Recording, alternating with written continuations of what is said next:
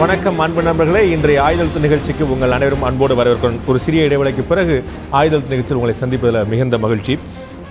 அதிமுகவில் நடந்து கொண்டிருக்கக்கூடிய ஆடுபுலி ஆட்டம், ஆடு யார் புலி யார் அப்படின்னு நம்ம கேள்வி வச்சுருக்கோம். இந்த விவாதத்துடைய தலைப்பாக வச்சுருக்கிறோம். முதல்ல இந்த பிரச்சனைகள் ஆரம்பித்த போது திரு ஓ பன்னீர்செல்வத்துக்கும் திருமதி சசிகலா குடும்பத்திற்குமான சண்டையாக அங்கு ஆடு புலி ஆட்டம் நடந்து கொண்டிருந்தது. அதன் பிறகு திரு திரு எடப்பாடி பழனிசாமி அவர்களுக்கும் திரு ஓ பன்னீர்செல்வம் அவர்களுக்கும் நடந்தது. தற்போது திரு எடப்பாடி பழனிசாமி அவர்களுக்கும் திரு டிடிவி தினகரனுக்கும் நடக்கிறது. மாறி மாறி இந்த இரண்டு பேர் மோதிக்கொண்டே இருக்கிறார்கள். இந்த இரண்டு பேர் யார் யார் என்பது மாறிக்கொண்டே இருக்கு. அது ஒரு மியூசிக்கல் சேர் மாதிரி தொடர்ந்து கொண்டே இருக்கக்கூடிய விஷயம். இன்று அந்த அதிமுகவுடைய அடுத்தடுத்த நிகழ்வுகளில் ஒரு மிக முக்கியமான ஒரு சம்பவமாக பார்க்க கொண்டிருக்கிறது. அனைத்து இந்திய அண்ணா திராவிட முன்னேற்ற கழகத்தில் தலைமை நிலை செயலராக இருக்கக்கூடிய முதலமைச்சர் திரு எடப்பாடி பழனிசாமி அவர்கள், அவர் தலைமையில் ஒரு நிர்வாகிகள் கூடி கிட்டத்தட்ட ஒரு 27 பேர் கையெழுத்திட்டிருக்கிறாங்க. சசிகலா அவர்கள் திரு தினகரனை நியமித்தது செல்லாது. முக்கியமான பாயிண்ட் கவனிக்க வேண்டியது, தினகரனை நியமித்ததே செல்லாது. தினகரன் அதற்கு பிறகு நியமித்த எந்த விஷயமும் செல்லாது. எல்லோருமே ஒற்றுமையாக இருக்க வேண்டும், அதுதான் நாட்டுக்கு நல்ல விஷயம் அப்படின்னு சொல்லி கையெழுத்து போட்டுருக்காங்க. இது ஒரு கட்டமாக வந்தோடனே தினகரனை நியமித்ததே செல்லாது அப்படிங்கிறோடனே ரொம்ப கோவப்பட்டு திரு தினகரன் அவர்கள் என்ன மாதிரிலாம் நீங்கள் நடந்துக்கிறீங்களுக்கு தெரியாதா, நான் இது மோசடியான வேலை, இது 420 வேலை, இந்த அஃபிடவிட்டை எதிர்த்து இந்த தீர்மானத்தை யாராவது கொண்டு போய் காட்டினாங்க அப்படின்னா தேர்தல் ஆணையம் உங்களை பதவி நீக்கம் செய்யறதுக்கான நடவடிக்கை எடுக்குங்கிற மாதிரிலாம் கடுமையான குற்றச்சாட்டுகளை வைக்கிறாரு. வேற நிறைய விஷயங்களும் கூட பேசுகிறார். நம்ம விவாதிக்க போகிறோம். திரு ஓ பன்னீர்செல்வம் இந்த ஒட்டுமொத்த நிகழ்வு நாள் முழுக்க பார்த்து கொண்டிருந்தவர். இரவு டெல்லிக்கு கிளம்பும்போது ஒரு பேட்டி கொடுக்குறாரு. பாதி வந்துட்டாங்க, மீதி வந்துட்டாங்கன்னா பார்க்கலாம் அப்படின்னு இணையணும் அப்படிங்கிறது தான் தொண்டர்களுடைய மக்களுடைய அதிமுகவினர் விருப்பமாக இருக்கிறது அப்படிங்கிற ஒரு கருத்து சொல்லியிருக்காரு. 3 முக்கியமான நிகழ்வுகள் இந்த ஆடுபுலி ஆட்டம் ஆடை தாண்டி புலியை தாண்டி வேறு பல விஷயங்களையும் கொண்டதாக இருக்கிறது அப்படிங்கிறத புரிந்து கொள்ள முடிகிறது. இதை பற்றி தான் இன்றைய ஆயுதல் நிகழ்ச்சி நாம் விவாதிக்க இருக்கிறோம். நிகழ்ச்சி இந்த பேர் நம்முடைய தொடர்ந்து நம்மோடு பல சந்தர்ப்பங்கள் இணைந்திருக்கக்கூடிய அரசியல் விமர்சகர் திரு ரவீந்திரன் துரைசாமி நம்முடைய இணைகிறார். உங்களை நிகழ்ச்சிக்கு வரவேற்கிறேன். அதில் திரு ஓபிஎஸ் அணியை சேர்ந்த டாக்டர் திரு ஸ்ரீதர் அவர் நம்முடைய இணைகிறார். உங்களை நிகழ்ச்சிக்கு வரவேற்கிறேன். சாமானியர்கள் பிரதிநிதியாக உங்களுடைய பிரதிநிதியாக திரு ஜெகன் நம்முடைய இணைகிறார். உங்களை நிகழ்ச்சிக்கு அன்போடு வரவேற்கிறேன். அதுபோல திரு டிடிவி தினகரனுக்கு தொடர்ந்து குரல் கொடுத்து கொண்டிருக்கக்கூடிய தமிழ்நாடு மாநிலத்துக்கே செயலாளர் இருக்கக்கூடிய அளவு தகுதி படைத்த கர்நாடக மாநில செயலாளர் திரு புகழேந்தி நம்முடைய இணைகிறார். உங்களை நிகழ்ச்சிக்கு வரவேற்கிறேன். இன்னும் சில நிமிடங்களில் திரு எடப்பாடி பழனிசாமி அவர்களுடைய அணியைச் சேர்ந்த முருகுமாறன் சட்டமன்ற உறுப்பினர் நம்மோடு இணைய இருக்கிறார். நான் திரு ரவீந்திரன் துரைசாமிகிட்ட கேட்க விரும்புகிற விஷயம், இந்த டிடிவி திரு எடப்பாடி பழனிசாமி அவர்களுடைய மூவ், நீங்கள் ஏற்கனவே நண்பர்கள்ட்டெல்லாம் அவர் மெசேஜில் சர்க்குலேட் பண்ணும்போது சொன்னீங்க, இவர் திரு எடப்பாடி பழனிசாமி ஓ பன்னீர்செல்வத்தோட போட்டி போடலை, அவர் டிடிவி தினகரனோட போட்டி போடலை, அவர் ஸ்டாலினோட போட்டி போட்டுருக்கார் அப்படின்னு. இன்னைக்கு திராவிட முன்னேற்ற கழகத்தில் அதோட அதிகாரப்பூர்வ ஏடாக இருக்கக்கூடிய முரசொலியோட பவள விழா நடந்துகிட்டு இருக்கும்போது எல்லாருடைய பார்வை அந்த பக்கம் கமல் போயிருக்காரு, ரஜினி போயிருக்காரு, மூத்த பத்திரிகையாளர்லாம் போயிருக்காங்க. அந்த பக்கம் பார்வை திரும்பி இருக்கக்கூடிய நிலைமையில ஒரே அடி பால் இந்த பக்கம் 6 திருப்பி எல்லாருடைய பார்வை இந்த பக்கம் திருப்பிட்டாரு. ஸோ திரு எடப்பாடி பழனிசாமி அவர்கள் இதெல்லாம் போட்டியே இல்லைன்னு நினைக்கிறாங்களா? ஓபிஎஸ்ஓ டிடிவியோ நமக்கு போட்டியே இல்லைன்னு நினைக்கிறாரா? நிச்சயமாக. அதாவது 1952 எல்லாருக்கும் ஓட்டு உரிமை தமிழ்நாட்டில் எலெக்ஷன் சுமார் 65 ஆண்டுகளில் 10 முதல்வர்கள் தமிழ்நாட்டில் வந்திருக்காங்க. ஒரு முதல்வர் பதவிங்கிறது மிக ஒரு அரிய பொன்னான வாய்ப்பு. அந்த வாய்ப்பு ஓபிஎஸ் கிடைச்சது. அவர் அதை சரியா பயன்படுத்த தெரியாம பிடிய விட்டுட்டார். நீங்க அவர் சசிகலா ப்ரப்போஸ் பண்ணாரு, காலில் விழுந்தாரு, அடுத்தபடியா லெஜிஸ்லேட்டிவ் பார்ட்டி லீடராட்டு தேர்ந்தெடுத்தாரு. எல்லாமே திரு எடப்பாடி தான் விழுந்தாரு. யாரா விழ மாட்டேன்னாங்களா? நிச்சயமாக அதுக்குள்ள நான் வரல. முதலமைச்சர் பதவி கிடைச்ச பிறகு எடப்பாடி எப்படி செயல்படுறாருங்கிறதான் பிரச்சனை. முதலமைச்சர் பதவி கிடைச்ச பிறகு கூட எடப்பாடி சசிகலா கன்விக்ட் ஆகி தினகரன் துணை பொதுச் செயலாளர் இருந்து செயல்படும் போது கூட அமனபிளா தான் இருந்தார். எப்போ எடப்பாடிக்கு அந்த அதிகாரம் கிடைக்குதுன்னா தினகரனும் கைதாகும் போது எடப்பாடிக்கு அந்த அதிகாரம் கிடைக்குது.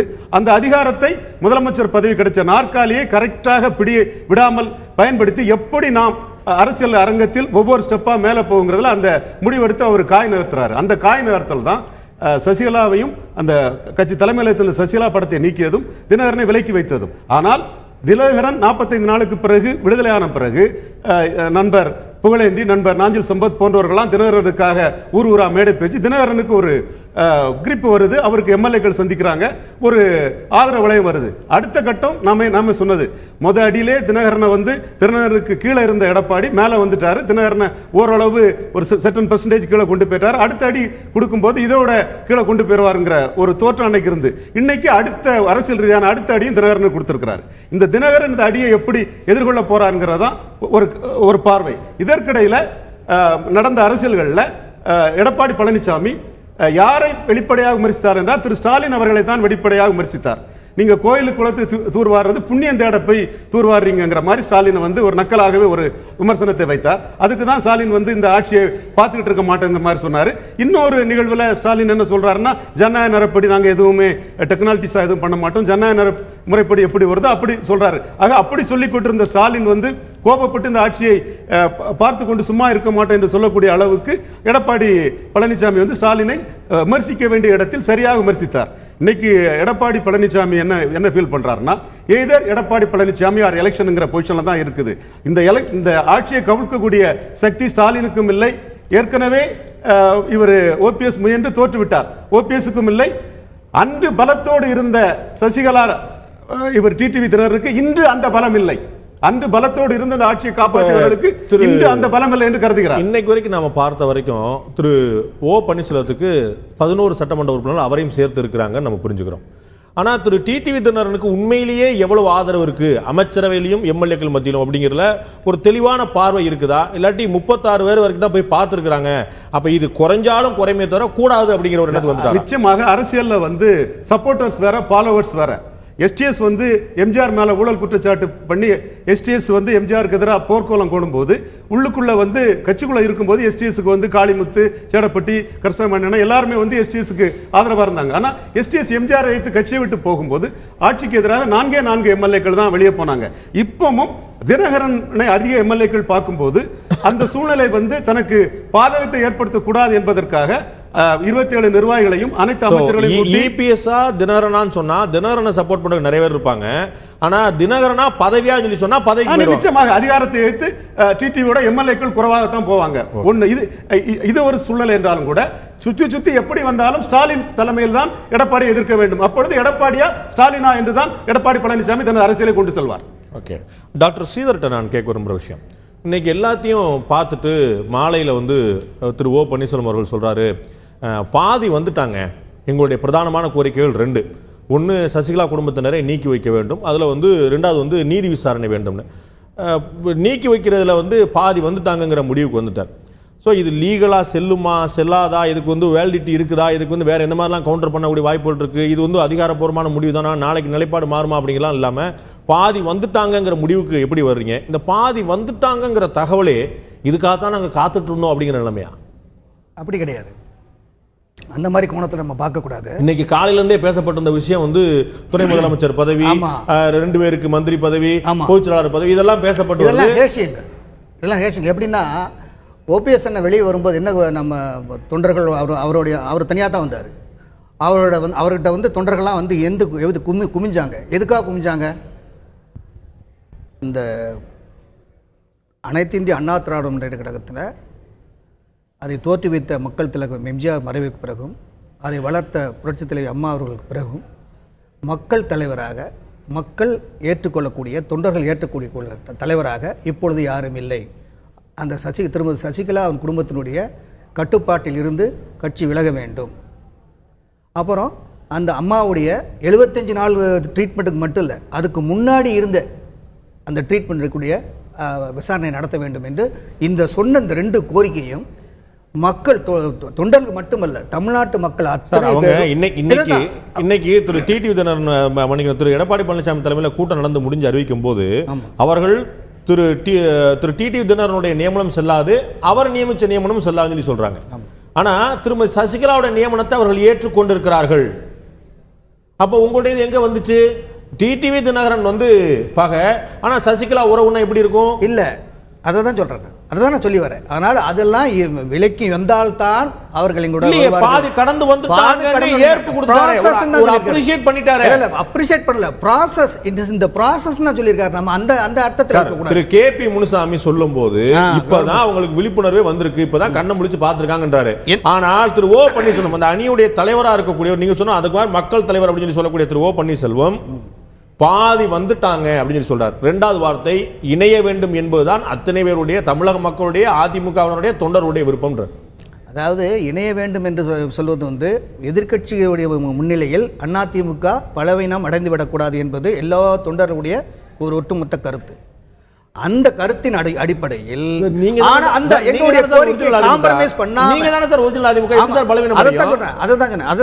எங்களுடைய கோரிக்கையில பலவீனம் அடையாமல் இந்த 2 கோரிக்கையை நிறைவேற்றுவதற்காக அவர்கள் இப்பொழுதுதான் முழித்துக் கொண்டிருக்கிறார்கள் என்று சொல்வது உண்மை. சார், அந்த தீர்மானத்துல காலையிலே 12 மணிக்கு ஊர் பூரா வந்துருச்சு. அதை படிச்சிருக்கக்கூடிய திரு ஓ பன்னீர்செல்வம் அவர்கள் இல்லங்க இதை நாங்க ஏற்க முடியாது, திரு டிடிவி தினகரன் நியமனம் செல்லாதுன்னு சொல்லக்கூடியவங்க திருமதி சசிகலாவுடைய நியமனத்தை ஏற்கிறாங்க, அவர் நியமிக்கப்பட்டிருக்கிறார் பதிவு பண்றாங்க. அவரால் தற்போது செயல்பட முடியாத அசாதாரண சூழ்நிலை இருக்குன்னு சொல்றாங்க.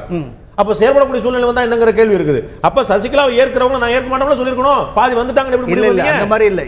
அந்த 2 கோரிக்கையிலும் காம்ப்ரமைஸ் ஆகாம தான் எங்களுடைய நிலைப்பாடு இருக்கிறது. அதைத்தான் அவர் ஓபிஎஸ் இருக்கிறார். டாக்டர் ஸ்ரீதர் சொல்றார் சார், திரு ஓபிஎஸ் சொல்லல சார். சொல்லுவார்.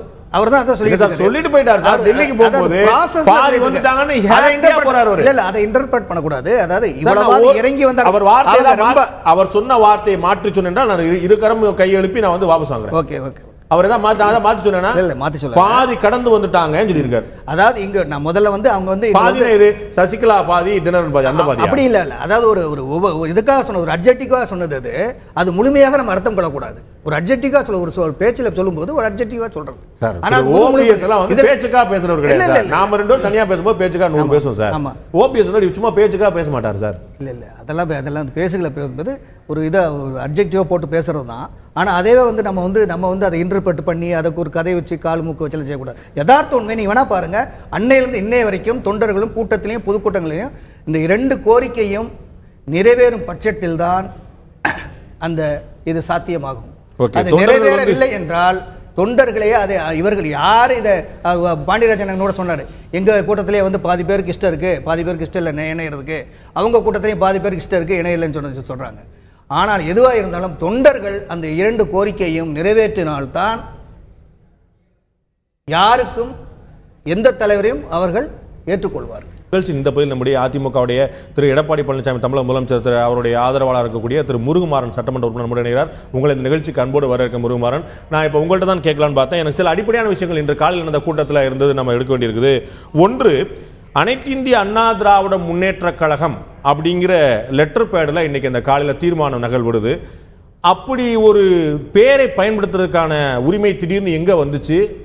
அந்த முடிவுக்கு நீங்கள் எப்படி வந்தீங்க? இது ஒரு இயல்புக்கு மாறான, விதிகளுக்கு மாறான, புரிதலுக்கு எதிரான ஒரு விஷயம் இல்லையா? அனைத்து இந்திய அண்ணா திராவிட முன்னேற்ற கழகம் என்று அவர்கள் முடிவு செய்வதற்கு காரணம் திருமதி வி.கே. சசிகலா அவர்களின் வருகைக்கு முன்பு, வருகைக்கு பின்பு என்று அனைத்து இந்திய அண்ணா திராவிட முன்னேற்ற கழகத்தை நீங்கள் பிரித்து பார்க்க வேண்டும். அப்படி பிரிச்சு பார்க்கறதா, தேர்தல் ஆணையத்தில் வழக்குக்கு முன்பு தேர்தல் ஆணையத்தில் வழக்குக்கு பின்புன்னு பார்க்கறதா? இல்லை, முதல்ல இதை பாருங்க, அப்புறம் அதை பார்க்கலாம். அதில் என்னன்னு கேட்டிங்கன்னா, புரட்சித் தலைவி அம்மா அவர்களால் பொதுச்செயலாளராக இருந்து நியமிக்கப்பட்ட பொறுப்பாளர்களை மட்டுமே தேர்தல் ஆணையம் 3/3/2017 அங்கீகாரம் செய்திருக்கின்றார்கள். அந்த அடிப்படையிலே தான் இன்றைக்கு அவர்கள் அந்த லெட்டர் பேடை பயன்படுத்தியிருப்பார்கள் என்று நான் நினைக்கின்றேன். இல்ல, 3/3/2017 அவங்க கொடுத்திருக்கக்கூடியது வந்து திரு டிடிவி தினகரன் அப்படிங்கிற பெயர் வந்து எங்கள்கிட்ட இருக்கிற ரெக்கார்ட்ல இல்ல. அவர் உங்க துணை பொதுச்செயலாளர் இல்லைன்னு சொல்லல. ஆஸ் பர் அவர் ரெக்கார்ட்ஸ் துணை பொதுச்செயலாளருங்கிற பெயர்ல எங்களுக்கு யாரும் இல்ல. நீங்க உங்களுக்கு சொல்லுங்க, நீங்க சொல்லக்கூடிய இன்னொரு ஆளு சொல்லுங்க சொன்னாங்க. அதுக்கப்புறம் நம்ம என்னென்னலாம் நடந்துச்சுங்கிற நாடறிஞ்ச விஷயம் திடீர்னு இன்னைக்கு கால வெளிக்கக்கூடிய விஷயம் இல்ல. இல்லை, அது 3/3/2017 தேர்தல் ஆணையம் தலைமை கழக நிர்வாகிகள் பட்டியலை வெளியிட்டிருக்கின்ற பொழுது அந்த பட்டியலில் இடம்பெற்றிருக்கக்கூடிய நிர்வாகிகள் மட்டுமே அதில் கையொப்பமிட்டிருக்கிறார்கள். எனவே அந்த லெட்டர் பேடை அவர்கள் பயன்படுத்தியிருப்பார்கள் என்று நான் நினைக்கின்றேன். சார், நீங்க அப்படி நீங்க நினைக்க முடியாது சார். நீங்க 3/3/2017 பத்தி நீங்க சொல்றீங்க சார். அதுக்கு வந்து கிட்டத்தட்ட 1.5 மாசம் கழிச்சு 20/4/2017 ஏப்ரல் மாசம் 20ஆம் தேதி நீங்கள் மேற்கோள் காட்டுகிற அதே தேர்தல் ஆணையம் அதிமுகங்கிற பேரை யாரும் பயன்படுத்தக்கூடாது அப்படின்னு சொல்றாங்க. என்ன சொல்றாங்க? neither of the two groups led by the petitioners, யாரு ஓபிஎஸ் அணியை சேர்ந்தவர்களும் and the respondents அப்படின்னு பதில் மனுதாரர்கள் பிரதிவாதிகள் சொல்லி திரு எடப்பாடி பழனிசாமி பெயரை குறிப்பிடவில்லை. திருமதி வி.கே. சசிகலா மற்றும் டிடிவி தினகரன் சொல்றாங்க. தினகரன் அணியும் பன்னீர்செல்வம் அணியும் இந்த அதிமுகங்கிற பெயரை பயன்படுத்தக்கூடாதுன்னு இன்னைக்கு அறிக்கையில குறிப்பிட்டிருக்கக்கூடிய 3/3/2017 1.5 மாசம் கழிச்சு 20/4/2017 குறிப்பிட்டிருக்காங்க சார். சரி, இல்ல அதான் அதனால இப்ப தினகரன் அணியையும் திரு ஓபிஎஸ் அணி அவர்களும் அனைத்து இந்திய அண்ணா திராவிட முன்னேற்ற கழகம் என்று பயன்படுத்தக்கூடாது, இவர்கள் அனைத்து இந்திய அண்ணா திராவிட முன்னேற்ற கழகம் அம்மா என்னும் அவர்கள் அனைத்து இந்திய அண்ணா திராவிட முன்னேற்ற கழகம் புரட்சி தலைவி என்னும் பயன்படுத்த வேண்டும் என்று அவர்கள் ஒரு வரையறை வகுத்து தந்திருக்கிறார்கள். ஓ, அப்ப நீங்க என்ன சொல்ல வரீங்க? நீங்க என்ன சொல்ல வரீங்க? டிடிவி தினகரன் வந்து அம்மா அணி, ஓ பன்னீர்செல்வம் வந்து புரட்சி தலைவி அம்மா அணி, எடப்பாடி பழனிசாமி தான் ஒரிஜினல் அதிமுக. ஆமா, ஆக அருமையா இருக்கு சார். அப்ப மொத்தம் 3 அணி இல்லையா? அப்ப ஆமா, தேர்தலில் நீங்க ஒரு பார்ட்டியாவே இல்லையா சார் தேர்தல் கமிஷன் முன்னாடி? அப்படின்னா இல்ல இப்ப நீங்க அதுல என்ன இந்த நிகழ்வுக்கு காரணம் கழகத்தினுடைய துணை பொதுச் செயலாளராக நியமிக்கப்பட்டிருக்கிற திரு டிடிவி தினகரன் அவர்கள் திடீரென்று சில நாட்களுக்கு முன்பாக 64 தலைமை கழகத்தினுடைய நிர்வாகிகளை அவரை பட்டியலிடுகிறார். இது கழகத்தினிடையே குழப்பத்தையும் மன அதிருப்தியையும் ஆட்சிக்கும் கட்சிக்கும் ஏற்படுத்துகிற காரணத்தினால் இன்றைக்கு முதலமைச்சர் தலைமையிலே ஒன்று கூடி இது போன்ற நடவடிக்கைகள் எடுக்கக்கூடிய ஒரு சூழல் ஏற்பட்டிருக்கிறது. இல்ல சார், இல்ல சார், அது நான் வரேன் சார். திரு முருகன் அது வரேன். புரட்சி தலைவி அம்மா அவர்கள் இருந்த திரு முருகன் அது வரேன். மட்டுமே இந்த முடிவு எடுத்திருக்கிறார். திரு முருகன் அது வரேன். என்னோட கேள்வி அந்த பிரிலிமினரி முதல் கட்டத்துக்கு போய் அந்த அதிமுகங்கிற பெயரை பயன்படுத்துறது மட்டும் நம்ம கேட்டலாம் பாக்குறேன். ஏன்னா இவங்க ரொம்ப தெளிவா சொல்லிட்டு இருக்க விஷயம், 2 பேருமே அதிமுகங்கிற பெயரை பயன்படுத்த கூடாது. நீங்க தேர்தல் ஆணையத்தின் தகவலின்படி இன்னைக்கு வரைக்கும் திரு எடப்பாடி பழனிசாமி அவர்களும் கூட அதிமுக அம்மா அணியை சேர்ந்த தான். நல்லா பாத்துங்க, இன்னைக்கு நடைமுறையில 3 அணிகள் இருக்கின்றன. ஆனால் தேர்தல் ஆணையத்துக்கு முன்னால் 2 அணிகள் மட்டும்தான். நான் உட்பட அதிமுக அம்மா அணி தான். அதுல ஒன்றும் அப்புறம் அதிமுக அப்படிங்கிற பெயரை எப்படி பயன்படுத்த முடியும் சார்? இன்றைய சூழ்நிலையில் துணை பொதுச் செயலாளர் என்பவரை தகுதி நீக்கம் செய்யப்பட வேண்டுமானால் அந்த கடித நகலை பயன்படுத்துவதற்காக இந்த லெட்டர் படை பயன்படுத்தியிருக்கலாம். துணை பொதுச் செயலாளர் தகுதி நீக்கம் செஞ்சிருக்கீங்களா? எங்க சார் பார்க்கலையே. துணை பொதுச் செயலாளர் அவர்களை நாங்கள் நீக்கி வைத்திருக்கிறோம், அவர்கள் எடுத்திருக்கிற எந்த நடவடிக்கையும் பொருந்தாது என்று அதை குறிப்பிட்டிருக்கிறார்கள். நீக்கி வைத்திருக்கிற வார்த்தை இல்ல, அவருடைய நடவடிக்கைகள் வந்து கட்டுப்படுத்தான்னு சொல்லியிருக்கிறீங்க. நான் அதுக்கும் வர்றேன். இந்த அதிமுகங்கிற வார்த்தை எப்படி பயன்படுத்தலாங்கிறதுக்கு எனக்கு பதில் கிடைச்சா தெரியல. அடுத்ததா ஒரே ஒரு சின்னதா கேள்வி. இதற்கு முன்னாடி வரைக்கும் அதிமுகங்கிற பேர் இருக்கும் போதே நான் பார்த்து தலைமை கழகம்னு வந்திருக்கு.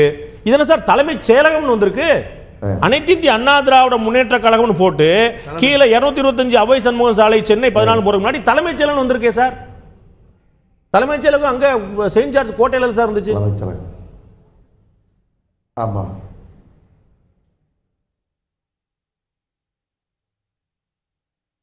திரு முருகன் உங்கள்கிட்ட தான் பதில் எதிர்பார்க்கிறேன். இல்லை, நான் இப்போ அந்த கடித நகல்களிலே அவர்கள் அச்சிடுகின்ற போது பிழை கூட ஏற்பட்டிருக்கலாம். ஓகே நான் ஓகே அது பிழை ஏற்பட்டுக்கலாம்னு சொல்லிட்டீங்க. அதுக்கு மேலே அதில் நான் கேட்க விரும்பல. நான் திரு புகழேந்தி அவர்கள்ட்ட கேட்க விரும்புகிற விஷயம், அதிமுக அப்படிங்கிறது நாங்க தான், அம்மா அணியோ புரட்சி அம்மா அணி, அதிமுகங்கிறது நாங்க தான். அதனால தான் திரு செங்கோட்டையன் கையெழுத்து போடாம, திரு திண்டுக்கல் சீனிவாசன் கையெழுத்து போடாம, ஜெயலலிதா அவர்கள் இருக்கும்போது எந்தெந்த நிர்வாகிகள் இருந்தாலும் அவங்க எல்லாமே கையெழுத்து போட்டிருக்கிறாங்க. ஸோ ஒரிஜினல் அதிமுக நாங்க தாங்கிறது காட்டப்படுதுன்னு சொல்லி சொல்றாரு. இதில் பார்த்தீங்கன்னா 3 அமைச்சர்கள் கையெழுத்திட்டிருக்கிறார்கள். 3 அமைச்சர்கள், வேற எந்த அமைச்சர்களும் இல்லை. இது அமைச்சர்கள் பற்றிய கையெழுத்துல நான் தான் தெளிவா சொல்றேன். இது அமைச்சர்கள் பற்றிய பார்வை அல்ல, அதிமுக நிர்வாகிகள் பற்றியது. அது எந்த நிர்வாகிகள்? ஜெயலலிதா இருந்த போது போடப்பட்ட நிர்வாகிகள். வச்சுக்கோங்க, பரவாயில்ல, ஒன்றும் அம்மா இருந்தப்போ அம்மா இல்லாதப்போன்னு சொல்லி பிரிக்க முடியாது. ஏன்னு கேட்டிங்கன்னா எங்களுடைய சட்ட விதியே என்ன சொல்லுதுன்னு கேட்டிங்கன்னா, பொதுக்குழுவை கூட்டி எல்லா பொதுக்குழு உறுப்பினர்களும் சேர்ந்து ஒரு பொதுச் செயலாளரை அம்மாவிற்கு பின்னால் தேர்ந்தெடுத்திருக்கிறோம். இதை பரிந்துரை செய்தவர் தான் திரு பன்னீர்செல்வம். முருகமாறனும் அங்கே தான் இருக்கிறார்கள், நானும் அங்கே தான் இருக்கிறேன். அந்த நியமனம் செல்லாது அப்படின்னா டிஸ்பியூட் பண்ணி தேர்தல் ஆணையத்துக்கு போயிருக்காங்க. அதனால தான் இவ்வளவு பிரச்சனையே. அதைத்தான் இதில் குறிப்பிட்ட இந்த அறிக்கையிலே தீர்மானம் குறிப்பிடுறாங்க. அவரால் செயல்பட முடியாத நிலைமை, சிறையில் இருக்கிறாங்க, அவரை எதிர்த்து வழக்கு போட்டிருக்காங்க தேர்தல் ஆணையத்தில். இந்த மாதிரிலாம் பிரச்சனை இருக்கும் போது அவருடைய நியமனமே கேள்விக்குள்ளாக இருக்கும் போது அவர் நியமிச்ச தினருடைய நியமனம் செல்லாதுன்றாங்க. அப்போ இந்த நியமனம் செல்லாது என்பது இன்றுதான் தெரிகிறதா? அன்றைய தினம் என்னைக்கு வந்து அவருக்கு பதவி போட்டாங்க. ஞானோதயம் என்னைக்கு வந்தாங்க சார்? நீங்க புத்தர் ஏன் இன்னைக்கு வந்தாரு? அதுக்கு வந்து சித்தார்த்த நாயருக்கு போல ஏன் தெரிஞ்சுன்னு சொன்னா என்னைக்கு ஞானம் வந்தா சந்தோஷம் தான். கௌதம் புத்தர் என்னைக்கு மரத்துக்கு கீழே உட்கார்ந்தாரோ அன்னைக்கு தான் அது பெரிய சரித்திரமா மாறி இருக்கு. அது பேசுறதுக்கு நல்லா இருக்கும். ஆனா நான் என்ன சொல்றேன், 15/2 துணை பொதுச் செயலாளராக பதவி ஏற்கிறார்கள். அப்போ இந்த நியமனம் செல்லாதுன்னு சொல்லி தேர்தலில் ஆர்கே நகர் இடைத்தேர்தலில் நிறுத்தி வீடு வீடா போய் தொப்பி சின்னத்துக்கு ஓட்டு போடுங்கன்னு கேட்கிறப்பையும் ஒவ்வொரு வீதியா போய் அமைச்சர்களும் நாடாளுமன்ற சட்டமன்ற உறுப்பினர்கள் கூட கேட்கிற பொழுது அப்பொழுது நியமனம் நன்றாக இருந்ததா? நியமனம் சரியாக தெரிந்ததா? அவங்க நீங்க வந்து அமைதியா ஒதுங்கி இருப்பீங்கன்னு எதிர்பார்த்தாங்க. தேர்தல் ஆணையம் ஒரு முடிவு சொல்லிட்டு எதிர்பார்த்தாங்க. இல்ல நீங்க ஒரு ஆக்டிவா நீங்க செயல்படும் போது அது கட்சியினர் மத்தியில குழப்பத்தை ஏற்படுத்துது அப்படிங்கறக்காக இது ஒரு கிளாரிட்டி கொடுக்கணும்னு வர்றாங்க. இல்ல நீங்க சொன்னதே கரெக்ட். நாங்க அமைதியா இருப்போம்னு பார்த்தாங்க. இப்ப புயலென சீறி வெளியே வருகிறார், பொதுக்கூட்டத்துக்கு போகணுன்றாரு. அங்க அருமைக்குரிய அண்ணன் பேசும்போது மிக தெளிவாக சொன்னார். புயலான சீரி எங்க சார் போறீங்க? திமுக எடுத்து போறீங்களா? இல்ல சார், நாங்க புயலான சீரி நீங்க எடப்பாடி பழனிசாமி எடுத்து போறீங்க. இல்ல நாங்க வந்துட்டேன். இப்போ அவர் அண்ணன் பேசும்போது சொன்னாரு, என்ன சொன்னாருன்னு சொன்னீங்கன்னா, ரவீந்திரன் துரைசாமி சார் நானும் மிஸ்டர் நாஞ்சில் சம்பத்தும் போய் மீட்டிங்லாம் போனோம், போராட்டம் நடத்தினோம், பயங்கரமான கிரௌட் வந்தது, இது தந்தியெல்லாம் நம்ம காமிச்சோம், எல்லாம் நடந்தது. ஒரு டிடிவி தினகரன் என்கின்ற ஒரு தலைவருக்கு ஒரு மாபெரும் மாசு இருந்தது, வெளியில தெரிஞ்சது. இப்போ அவர் அமைதியா இருக்காருன்னு அவங்க நினைச்சிட்டு நீ சொன்னதான் கரெக்ட். ஆனா இப்பொழுது அவர் பொதுக்கூட்டங்களுக்கு போக இருக்கிறார் அப்படின்னு ஆரம்பிச்ச உடனே எப்படிடா க்ளோஸ் பண்றதுன்னு அவர் மீது இருக்கின்ற பயத்தால் இந்த நடவடிக்கை எடுக்கப்பட்டிருக்கிறது. இவ்வளவு நேரம் நீங்க பேசுறேன், இதுல அவர் மேல பயப்படுறதுக்கான அவசியம் என்ன இருக்குது? திரு டிடி விதனன் சொல்ற போல மத்திய அரசு மேல பயம் இருக்குது, இல்லாட்டி வந்து மத்திய புலனாய்வு நிறுவனம் பயம் இருக்கு. டிடி விதனன் மேல ஏன் பயப்படணும்? டிடி விதனன் என்ன செய்ய போறாரு? அவருடைய கட்சிக்குள் கட்டுப்பாடு வந்த கட்சி அவருடைய கட்டுப்பாட்டிற்குள் வந்தால், நாளை தினம் இந்த ஆட்சியும் கட்டுப்பாட்டிற்குள் வந்தால் என்ன பண்றது? அந்த பயம் வந்துருச்சு. முதலமைச்சருக்கு அவர் எம்எல்ஏ ஆகணும்ல சார், அப்பதான் சார் ஆட்சி கட்டுப்பாடு முதலமைச்சர் ஆகணும்ல சார். ஏற்கனவே அவர் தேர்தலில் நின்று அந்த தேர்தல் நின்று போயிருப்பது உங்களுக்கு தெரியும் சார். இன்னைக்கு வரைக்கும் நீங்க வந்து வரவேற்ற பிறகு கூட அதிகாரப்பூர்வமா 35 பேருக்கு மேல வரல சார். இல்ல அப்படி நீங்க வந்த உங்க நம்பர் உண்மைன்னு வச்சுக்கிட்டாலோ, திரு ரவீந்திரன் துரைசாமி சொன்ன தகவலை போல 35 பேருமே உங்களை தான் சப்போர்ட் பண்ண வச்சுக்கிட்டா கூட அது அறுதி பெரும்பான்மை சட்டமன்ற உறுப்பினர் திரு எடப்பாடி பழனிசாமி பக்கம் இருக்கிறாங்க சார். இல்ல வராதவங்க பூராவும் அவர் பக்கம் இருக்கிறார், நம்ம முடிவு பண்ண முடியாது. வந்திருக்கலாம்ல சார் நேரம். இல்ல தேவையான திரு தினகரனை ஒதுக்கி வைக்கிறேன் என்று லெட்டர் பேட்ல சொன்ன பிறகு இதுக்கு மேலே சார் உங்க ஆதரவு பொறுத்திருப்பாங்க? நிச்சயமாக பொறுத்திருக்க மாட்டார்கள். சரியான தீர்மானம் வந்த உடனே திரு எடப்பாடி திரு புகழேந்தி என்ன சொன்னாரு, திரு நாஞ்சில் சம்பத் என்ன சொன்னாரு, எல்லா வார்த்தையும் பயன்படுத்திட்டீங்க, நத்திங் லெஃப்ட், ஒரு வார்த்தை விட்டு வைக்கல. இந்த ஆட்சி அப்படி, இந்த ஆட்சி இப்படி, இவங்க யார் அவங்க யாருன்னு சொல்லி எல்லாம் வந்தீங்க. அதுதான் ஆதரவாளருக்கான கொந்தளிப்பு. சட்டமன்ற உறுப்பினர்களும் அமைச்சர்களும் திரு தினகரனுக்கு ஆதரவாக அதிகமான எண்ணிக்கையில் இருக்கிறார் என்று சொன்னால் இந்நேரம் அத்தனை தஞ்சாவூருக்கு படையெடுத்து போயிருக்க வேண்டாமா? இல்ல தஞ்சாவூரிலே ஒரு துயரமான சம்பவத்திற்கு நாளைக்கு அவர் சென்றிருக்கிறார்கள். காரியம் சொல்லுவாங்க தமிழ்ல, அதுக்கு போயிருக்காரு. அங்கே படையெடுக்க வேண்டிய அவசியம் இல்லை, திரும்பி வருகிறார். நீங்கள் என்ன எதிர்பார்க்கிறீர்களோ அது நடக்கத்தான் போகிறது. 124 எம்எல்ஏக்கள் தினகரன் பின்னாடி அணிவகுத்து நிக்க போறாங்களா? 124 பேரை கொண்டு வந்து 122 பேரை ஓட்டு போட வச்சது நாங்க தான் சார். அது எடப்பாடி பழனிசாமி செய்யல. நான் ஒண்ணே சொல்றேன், அன்பு நண்பரும் பதில் சொல்லட்டும். ராஜினாமா கொடுத்துட்டு திருப்பி இவர் எலெக்ட் ஆயிடுவாரா? சாமானியருடைய பிரதிநிதியாக அத்தனையுமே அமைதியாக பார்த்து கொண்டிருக்கக்கூடிய திரு ஜெகன் நான் கேட்க விரும்புகிற விஷயம், இது நடக்கும்போது உங்களுக்கு என்ன தெரியுது? 3 பேர்ல யார் பலசாலியாக தெரிகிறார்கள், 3 பேர்ல யார் ஏமாந்து விட்டதாக தெரிகிறார்கள், 3 பேருக்கும் இடையில நடக்கக்கூடியதுல வந்து ஒரு உண்மையான போட்டி தான் நடக்குன்னு நினைக்கிறீங்களா, இல்லாட்டி இதெல்லாம் தாண்டி வேற ஒரு நடக்க போகுது நினைக்கிறீங்களா? நான் ஒரு சாமானியனா நான் என்ன சொல்ல வரேன்னா, இந்த 3 பேருமே துரோகிங்க. யாருக்கு? எல்லாரும், மக்களுக்கு. ஏன் 3 பேரும் துரோகம் பண்ணிட்டாங்களா? 3 பேருமே துரோகம் பண்ணிட்டாங்க. யாருக்கு? மக்களுக்கு. ஏன்னா இப்போ ஓபிஎஸ் வந்து சசிகலாவை பொதுச் செயலாளர் நியமித்தாங்க. அதுக்கப்புறம் அவங்க தான் வழிமொழிஞ்சாங்க, எல்லாத்தையும் செஞ்சாங்க. அதுக்கப்புறம் இல்லை அவங்க இருக்கக்கூடாது அப்படின்னு நினச்சிட்டு அவங்க வெளியே வந்தாங்க. அதுக்கப்புறம் எடப்பாடி வந்து சசிகலா ஆதரவாக கொஞ்ச நாள் போச்சு. அதுக்கப்புறம் சசிகலா மேடம் வந்து ஜெயிலுக்கு போயிட்ட பிறகு டிடிவி தினகரன் சார் எடுத்துகிட்டு வந்தாங்க. அதுக்கப்புறம் கொஞ்ச நாள் கழிச்சு இப்போது டிடிவி தினகரனும் தேவையில்லை அப்படின்னு. இது யாரை ஏமாற்ற பார்க்குறாங்க? மக்கள் பார்த்துட்டு தானே இருக்கும். நாங்களா நீங்க 2 பேரும் சொன்னீங்க, 3ஆவது சொல்லலையே. டிடிவி தினகரன் என்ன துரோகம் பண்ணாரு? உங்க கணக்குப்படி ஓபிஎஸ் ஒரு துரோகம் பண்ணிட்டாரு, இபிஎஸ் ஒரு துரோகம் பண்ணிட்டாரு, டிடிவி என்ன பண்ணாரு? டிடிவி தினகரன் வந்து அவர் என்னன்னு மக்களுக்கு அவர் என்ன நினைக்கிறாருன்றது யாருக்கும் தெரிய மாட்டேங்குது. சில டைம் வந்து அதாவது எடப்பாடிக்கு சப்போர்ட்டாகவே பேசுகிறாரு. கொஞ்சம் எடப்பாடி பழனிசாமி நல்லவர், அவர் ஆட்சி நல்லா தான் இருக்குது அப்படின்ற மாதிரி பேசிகிட்டு இருக்காரு. ஸோ இப்போ வந்து எடப்பாடி பழனிசாமி அப்படியே ரிவர்ஸில் பேக்கில் போகும்போது இப்போ வந்து அவருக்கு எதிர்ப்பாக பேசுகிறாரு. இது வந்து யாருக்கு துரோகம் பண்ணுறாங்கன்றது மக்களுக்கு பார்த்துட்டு தான் இருக்காங்க, நாங்களும் பார்த்துட்டு தான் இருக்கோம், டெய்லி நியூஸ்லேயும் போடுறாங்க, எல்லாத்தையும் பார்த்துட்டு தான் இருக்கோம். ஸோ வந்து இது வந்து ஒரு தலைவனுக்கு நல்ல தகுதினா உண்மையாக இருக்கணும். ஆனால் இங்கே 3 தலைவர்களும் உண்மையாக இல்லவே இல்லை. இது 100% மக்கள் பார்த்துட்ருக்காங்க, நாங்கள் எல்லாம் பார்த்துட்ருக்கோம். நீங்கள் எல்லாம் தெரியும், பிக் பாஸ் ஷோ இப்போ கொஞ்சம் ஃபேமஸாக போயிட்டுருக்குன்னு நினைக்கிறேன். அதில் ஜூலி வந்து வெளியே வந்து தலை காட்ட முடியாமல் அங்கங்கே அதாவது மாஸ்க் மாதிரி போட்டு சுற்றிட்டு இருக்காங்க.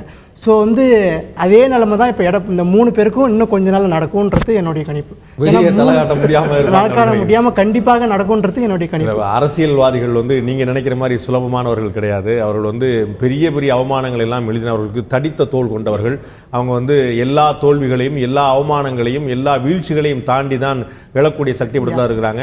ஒவ்வொரு நேரத்தில் நாமளும் கூட யார் யாரெல்லாம் துரோகிகள் கருதுறோமோ அவர்களை பிறகு இவங்க பரவாயில்லன்னு சொல்லி சொல்ற மாதிரி நம்ம மாறின நிலைமையெல்லாம் நம்ம மாறி இருக்கோம்.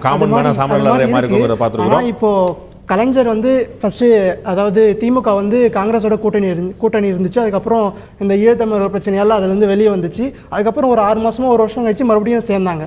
இது வந்து டிஃபரன்ஸ் வந்து ஒரு 6 மாசம் 1 வருஷம் இருந்தா பரவாயில்ல, அப்படி ஒரு 2 நாள் 3 நாள் 1 மாசம் 2 மாசம் அப்படி பல்ட்டி அடிக்கும் போது தெளிவா தெரியுது மக்களுடைய எந்த திரைப்படத்தோட திரைக்கதை விட ரொம்ப கண்டிப்பாக எந்த படத்துலையும் இது வரைக்கும் நானும் பார்த்தது இல்லை. நான் ஒரு 6 வருஷமா இது மாதிரி பொலிட்டிக்கல் இதெல்லாம் நான் பார்த்துட்டு இருக்கேன். இந்த 6 வருஷம் நான் இது மாதிரி ஒரு சீனை நான் 89 பார்த்திருந்தீங்கன்னா அதே மாதிரி இருக்கேன்னு நினைச்சிருப்பீங்க. நீங்க அப்ப ரொம்ப சின்ன பிள்ளையா இருந்திருப்பீங்கனால தெரியல. அந்த காட்சிகள்லாம் எங்களுக்கு வந்து அந்த காட்சிகள் அப்படியே திரும்பி வர மாதிரி தான் பாக்குறோம். நான் திரு முருகமாறன்ட்ட கேட்க விரும்புற விஷயம், ஜெயலலிதாவோட இடத்துல இன்னொருத்தரை வைத்து அழகு பார்க்க மக்கள் விரும்ப மாட்டார்கள் அப்படின்னா என்ன அர்த்தம்? அதிமுக இனிமே யாரும் பூச்சலாளர் கிடையாதா? அதிமுக சசிகலா பூச்சலாளர் கிடையாதா?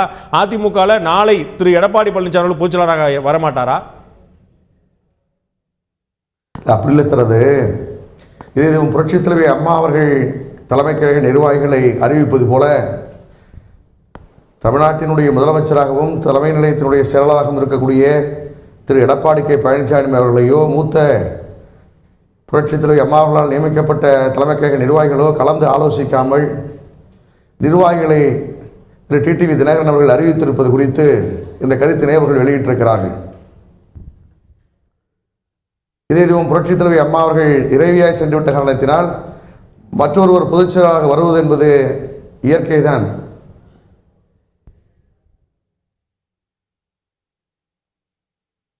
பொதுச் செயலாளராக நாங்கள் வர யாரையுமே வச்சு அழகு பார்க்க விரும்ப மாட்டாங்கன்னு அந்த வரி இருக்கு. அது என்ன அர்த்தம்? அதுவும் சும்மா பேச்சுக்கா? இல்லை இல்லை, அதில் அதனுடைய அர்த்தம் என்னன்னு கேட்டீங்கன்னா, புரட்சித் தலைவி அம்மா அவர்களை போல நிர்வாகிகள் திரு டிடிவி தினகரன் அறிவித்திருப்பது என்பது புரட்சித் தலைவி அம்மா அவர்களை வைத்து பார்ப்பதை போல உங்களை நாங்கள் பார்க்க முடியாது என்று அதை கொண்டு கட்டிருக்கிறார்கள். இல்லை, இங்கே டிடிவி தினகரன் பற்றி பேச்சே கிடையாது சார். இங்கே வந்து சசிகலாவை பற்றி பேசுறதுக்கு முந்தைய வரி இந்த வரி. பொதுச் செயலாளராக ஜெயலலிதா இடத்துல நிரந்தர பொதுச் செயலாளர் ஜெயலலிதா அப்படின்னு சொல்லிட்டு அந்த இடத்துல வேற யாருமே வச்சு பார்க்க மாட்டாங்கன்னு சொன்னா என்ன அர்த்தம்? ஜெயலலிதா இடத்துல சசிகலா வர முடியாதுன்னு அர்த்தமா? ஆமா, தமிழக மக்கள் இதயம் புரட்சித் தலைவி அம்மா அவர்களை தங்களுடைய இதயத்திலே தங்க சிம்மாசனத்தில் வைத்து அழகு பார்த்த தலைவி. எனவே அவருக்கு நிகராக ஒருவரை நாங்கள் ஒப்பிட்டு பார்க்க முடியாது என்று அவர்கள் கூட்டிட்டு சசிகலாவை நீங்க எவ்வளவு தூரம் வச்சிருந்தீங்க, என்னெல்லாம் பண்ணீங்க, எவ்வளவு அவங்களை பெரிய இடத்தை கொடுத்து பூச்சலாளர் நீங்க தான் வரணும்னு சொல்லி சொன்னீங்க, முதலமைச்சரா நீங்க தான் வரணும்னு சொன்னீங்க. எல்லாருமே சொன்னதை சாமானியர் திரு ஜெகன் சொன்னார், உங்க முன்னாடி சொன்னாரு, நாடு பார்த்தது ஊர் பார்த்தது.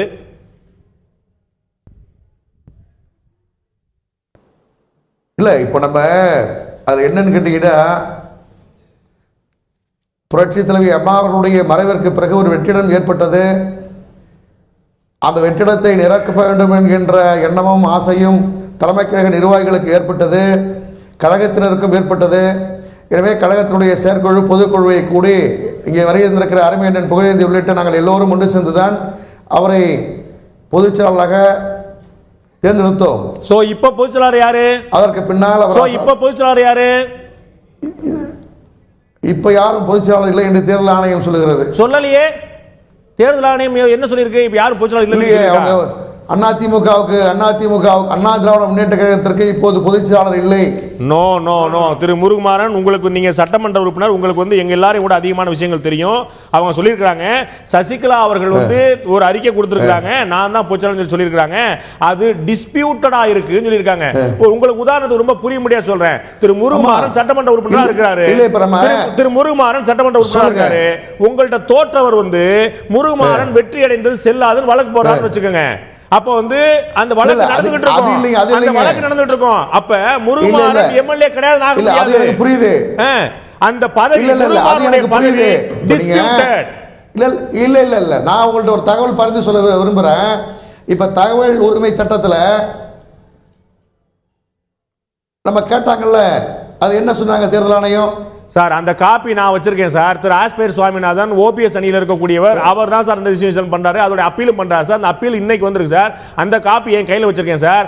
அதுல அவர் சொல்லி தேர்தல் ஆணையம் சொல்லியிருக்கக்கூடிய விஷயம், திருமதி சசிகலா தான் பொதுச்செயலராக நியமிக்கப்பட்டிருப்பதாக எங்களுக்கு ஏற்கனவே சொல்லியிருக்கிறார். அவருடைய பதவியை சேலஞ்ச் பண்ணியிருக்கிறாங்க. இந்த விஷயத்தில் எந்த முடிவும் எட்டப்படவில்லை, அவருடைய வழக்கு நிலுவையில் இருக்கிறது இருக்காங்க. அதிமுகவுக்கு பொதுச்செயலாளர் கிடையாதுன்னு சொல்லல.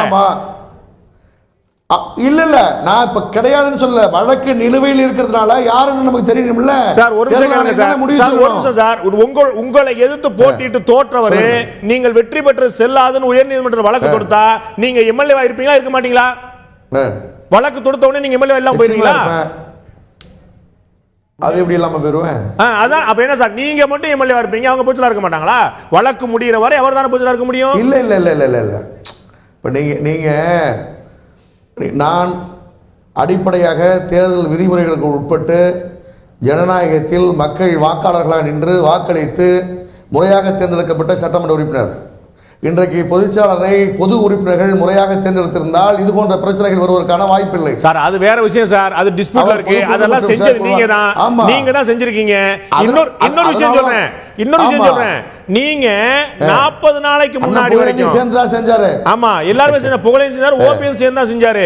நீங்க 40 நாளைக்கு முன்னாடி வரைக்கும் ஃபார் இன்ஃபர்மேஷன், அதனால பொதுச்செயலாளர் இல்லன்னு யார முடியாது, பொதுச்செயலாளர் டிஸ்பியூட் தான் ஆக முடியும். 40 நாளைக்கு முன்னாடி வரைக்கும் திரு எடப்பாடி பழனிசாமி உள்பட அத்தனை பேருமே எங்களுடைய பொதுச்செயலாளர் சசிகலா, எங்களுடைய துணை பொதுச்செயலாளர் டிடி விஜயநாராயணன், எங்களுடைய தலைமை செயலாளர் எடப்பாடி பழனிசாமி அறிக்கை கொடுத்திருக்கீங்க, அஃபிடவிட் கொடுத்திருக்கீங்க, பிரமாண பத்திரம்.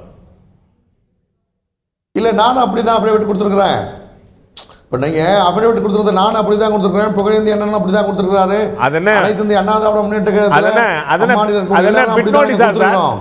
பிட் நோட்டீஸா சார், தேர்தல் வாக்குறுதியா சார், நம்ம கொடுத்துடலாம் பாத்துக்கலாம் அப்படின்னு பிரமாண பத்திரம் சார், அஃபிடவிட் சொல்லுவாங்க சார். பிரமாண வாக்குமூலம் தான், பிரமாண வாக்குமூலம் தான். 7 லட்சத்துக்கு மேற்பட்டது. அதுல சொன்னது ஒண்ணுன்னா இதுல சொன்னவனே எப்படி சார் பண்ண முடியும்? இல்லை, நீங்க ஒரு சூழல், அன்றைய சூழ்நிலையிலே நம்ம தலைமை கழகத்தில் இருக்கக்கூடிய நிர்வாகிகள் ஒரு முடிவெடுக்கின்ற போது நாம் அதை ஏற்றுக்கொண்டோம். இன்றைக்கு இருக்கிற சூழ்நிலையிலே தலைமை கழகத்தில் நிர்வாகிகள் ஒன்று கூடி ஒரு புதிய முடிவை எடுக்கிறார்கள். நாட்டு மக்களுடைய நலன் கருதி, கட்சியினுடைய நலன் கருதி ஒரு புதிய முடிவை ஏற்கின்ற பொழுது ஒரு மனமாற்றம் ஏற்படுவது என்பது இயற்கை தானே. ஓகே, அப்ப பிரமாண பத்திரத்தை என்ன பண்ண போறீங்க? காலம் வரும்போது நாங்கள் என்ன செய்ய வேண்டுமோ அதை செய்வோம். அப்படி செய்ய முடியாதுன்னு உங்கள் தகவலுக்காக நான் சொல்றேன் சார். பிரமாண பத்திரம் தாக்கல் செய்யும் போது அதை மாத்துறதுக்கான ஆளா நம்ம எல்லாரும் ஒரு முறை தாக்கல் செய்தால் அதை மாற்றம் செய்ய முடியாது என்பது எனக்கும் தெரியும். அதான் சொல்ல வரேன். இன்னும் மாற்றம் செய்வதும் திரு முருகுமாரனுடைய பிரமாண பத்திரத்தை நீங்க திரும்ப வாங்கலாம், திரு எடப்பாடி பழனிசாமி தன்னுடைய பிரமாண பத்திரம் திரும்ப வாங்கலாம்.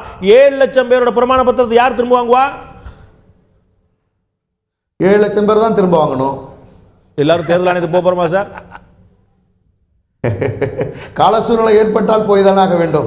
நான் திரு புகழேந்தி அவர்கள்ட்ட கேட்க விரும்புகிற விஷயம், இந்த தீர்மானத்தை எல்லாம் பார்த்துட்டு ரொம்ப கோவப்பட்ட திரு தினகரன் அவர்கள் இன்று செய்தியாளர் சந்திக்கிறார். நான் நினைச்சா எப்படினாலும் நடவடிக்கை எடுத்துருவேன், யாரா இருந்தாலும் விட மாட்டேன், அது எடப்பாடி பழனிசாமியா இருந்தாலும் சரிதான் அப்படின்லாம் சொல்றார். எதுக்கு சொல்லணும்? செய்யலாமே. இல்லை, செய்யணும். இன்னைக்கு யுவர் கரெக்ட். கோபப்பட்டார்ன்றதை நான் ஒத்துக்க மாட்டேன். சாந்தமா, அவர் ஒரு சாந்தமான மனிதர். ஓகே, கோபம் அவ்வளவு சீக்கிரம் வராது. நான் என்ன சொல்றேன், என் கையில் அதிகாரம் இருக்குல்ல, நான் நடவடிக்கை எடுத்துருவேன் அப்படின்னு சொல்லி ஏன் சொல்லணும்? நடவடிக்கை எடுத்துடலாமே. இப்போ நியமனம் செய்யப்பட்டது ஒரு பொறுப்புக்கு தகுதி உள்ளவர்களாக முன்னாள் அமைச்சர்கள், முன்னாள் சட்டமன்ற உறுப்பினர்கள், இந்நாள் சட்டமன்ற உறுப்பினர்கள்னு பிரித்து நல்லவர்களை எல்லாம் நியமனம் செய்தார், யாரையும் டிஸ்டர்ப் பண்ணல. இல்ல சார், நான் அதை கேட்கல சார். நான் புரிஞ்சிட்டேன், நான் வரேன். திரு எடப்பாடி பழனிசாமி அவர்களுக்கு தமிழக முதலமைச்சருக்கு எச்சரிக்கை விடுறாரு இல்லையா? டெஃபினட்டா நீங்க கேட்டது மிக சரியான கேள்வி பாண்டே சார், ஒன்றும் தப்பே கிடையாது. உதாரணத்திற்கு சொல்கிறேன், ஒரு முதலமைச்சர் இத்தனை நாள் நாங்கள் பொறுமையாக ஏன் இருந்தோம் என்று கூட நீங்கள் கேட்கலாம். ஒரு பிடபிள்யூடி மினிஸ்டர், ஒரு ஹைவே மினிஸ்டர், ஒரு ஹோம் மினிஸ்டர் என்கிற 3 பெரிய பதவிகளை, பொறுப்புகளை கையிலே வைத்துக் கொண்டிருக்கிறார் கடந்த பல மாதங்களாக இந்த முதலமைச்சர்.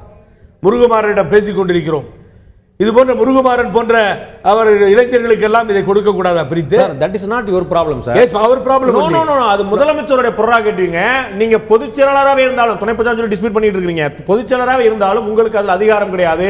யாருக்கு எந்த துறை என்பது முதலமைச்சருடைய தனிப்பட்ட அதிகாரம். அதனால எல்லா துறையும் கையில வச்சுக்குவீங்களா சார்? 10 துறை கையில வச்சுக்கலாம் சார். ஃபைனான்ஸ் மினிஸ்ட்ரியும் டிஃபென்ஸ் மினிஸ்ட்ரியும் ஜெட்லிட்ட இருக்கு, என்ன சார் செய்ய போறீங்க? என்னைக்காவது இந்த கட்சியினுடைய பொதுச் செயலாளர் அம்மா கையில வச்சிருந்திருக்காங்களா? அது மாதிரி ஏன் முதலமைச்சராகவும் பொதுச்செயலாளர் ஒரே ஆள் இருந்தாங்களே, அதை பத்தி கேட்டீங்களா நீங்க? பொதுச் செயலாளர் எம்ஜிஆர் முதலமைச்சரா இருந்த போது பொதுச்செயலாளர் பதவியை மற்றவங்களுக்கு கொடுத்திருந்தாரு. ஜெயலலிதா வந்து முதலமைச்சரா இருக்கும்போது பொதுச்செயலாளர் பதவி அடுத்தவங்க கொடுத்திருந்தாங்களா? பொதுச் செயலாளராக அம்மா இருந்தார்கள், முதல்வராக இருந்தார்கள். ஆனால் மாவட்ட செயலாளராக அம்மா இருக்கவில்லை, பொதுச் செயலாளராக அம்மா இருக்கவில்லை. சார் நீங்க மறைந்த முதலமைச்சர் ஜெயலலிதா பத்தி நீங்க பேசுனீங்கன்னா நிறைய பேசிட்டே போலாம். அவர்கள் வந்து ஒரு துறை வச்சிருந்தாங்களா, அரை துறை வச்சிருந்தாங்களா, தனியா விட்டுருவோம். அப்ப எந்த அமைச்சரால் தான் ஒரு மந்திரியா இருக்க முடிஞ்சதா?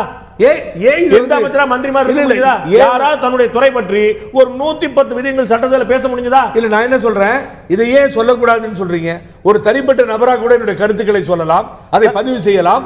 ஒரு முதலமைச்சர் சார், நீங்க பக்கத்து சீட்ல ஜெகனுக்கு பதிலா நீங்க உட்கார்ந்துட்டு ஒரு சாமானியரா நீங்க பேசலாம். நான் கேக்குறேன், அதிமுகவுடைய அம்மா அணியை சேர்ந்த கர்நாடக மாநில செயலாளரா நீங்க சொல்ல முடியாது. ஏன்னா இது முதலமைச்சருடைய உரிமை, உங்களுடைய உரிமை கிடையாது. என்னுடைய கேள்வி அது இல்ல சார். என்னுடைய கேள்வி, திரு டிடிவி தினகரன் நான் நடவடிக்கை எடுத்து நடவடிக்கை சொல்றாரு, அவர் யார் தடுத்தா? யாரும் தடுக்கவே இல்லை. ஏன் நடவடிக்கை எடுக்கல? நிச்சயமாக நடவடிக்கை எடுப்பார். கட்சி விரோதமாக செயல்பட்டால் விட மாட்டோம்ன்றாரு. நிச்சயமாக பொதுச் செயலாளர் முடிவு செல்லாதுன்னு ஒருத்தர் சொல்லிட்டாரு. இதுக்கு மேல உங்களுக்கு கட்சி விரோதம் வேணுமா? இது இனிமேல் வேடிக்கை பார்க்க வேண்டிய அவசியமே இல்லை. நாளை ஒரு நாள் போகட்டும் என்று காத்திருக்கிறோம். நாளை மறுநாள் 2 பதவியில் ஒரு பதவி முதல்ல கை வைப்போம்.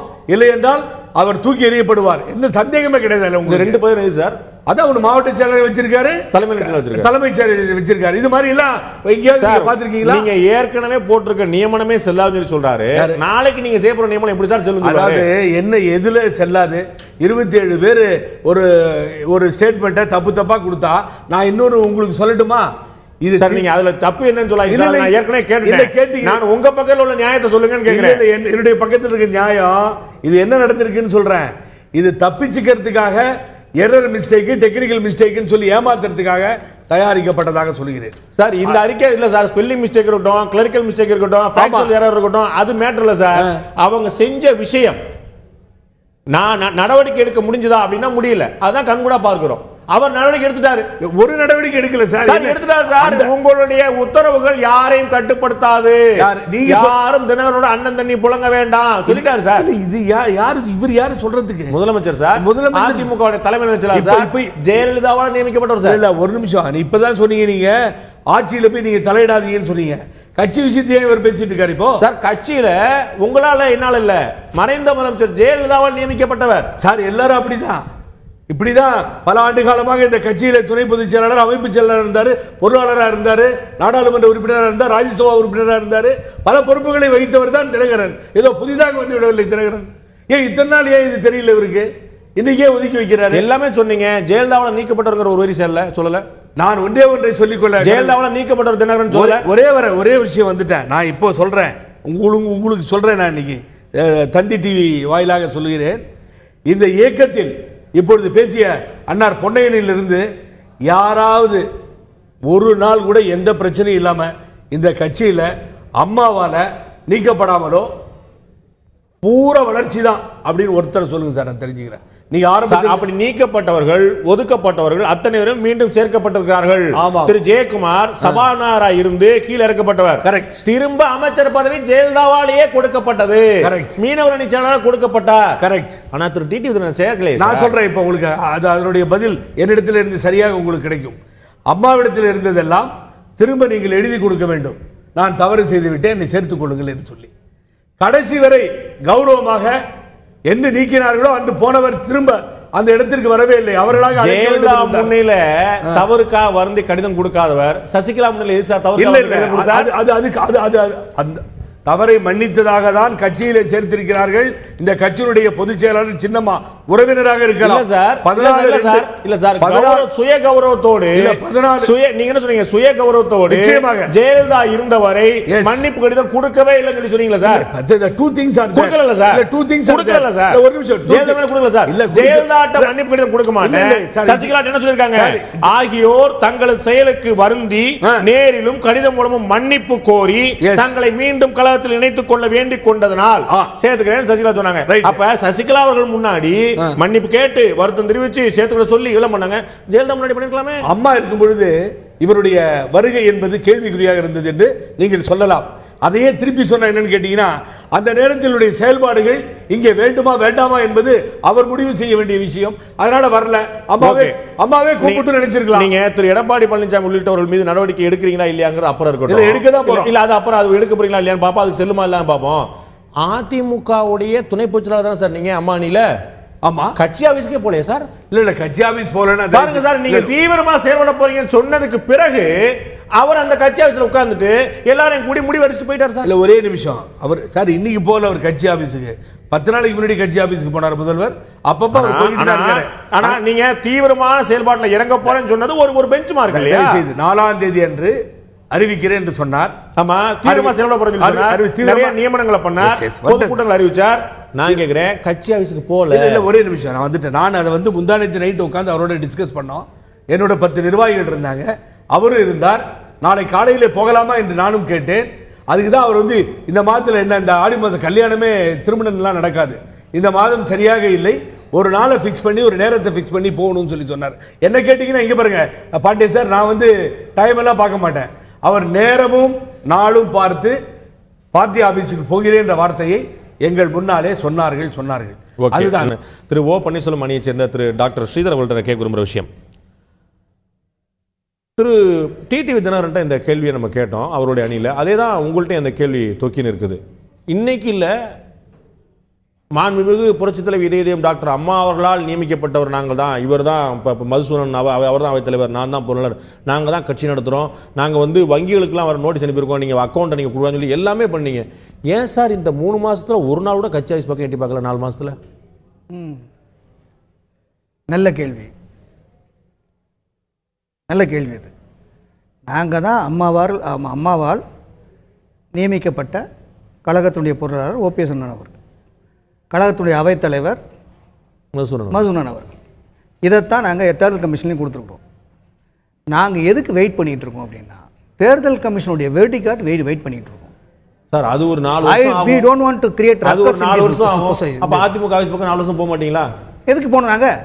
அதிமுக நிர்வாகிகள், அதாவது அதுக்கு தான் இது என் வீடு தான், நான் எதுக்கு அங்க போய்? இல்ல அதிமுக தலைமை கழகத்துல போய் கலாட்டா பண்றதை தவிர உங்களுடைய இடம்.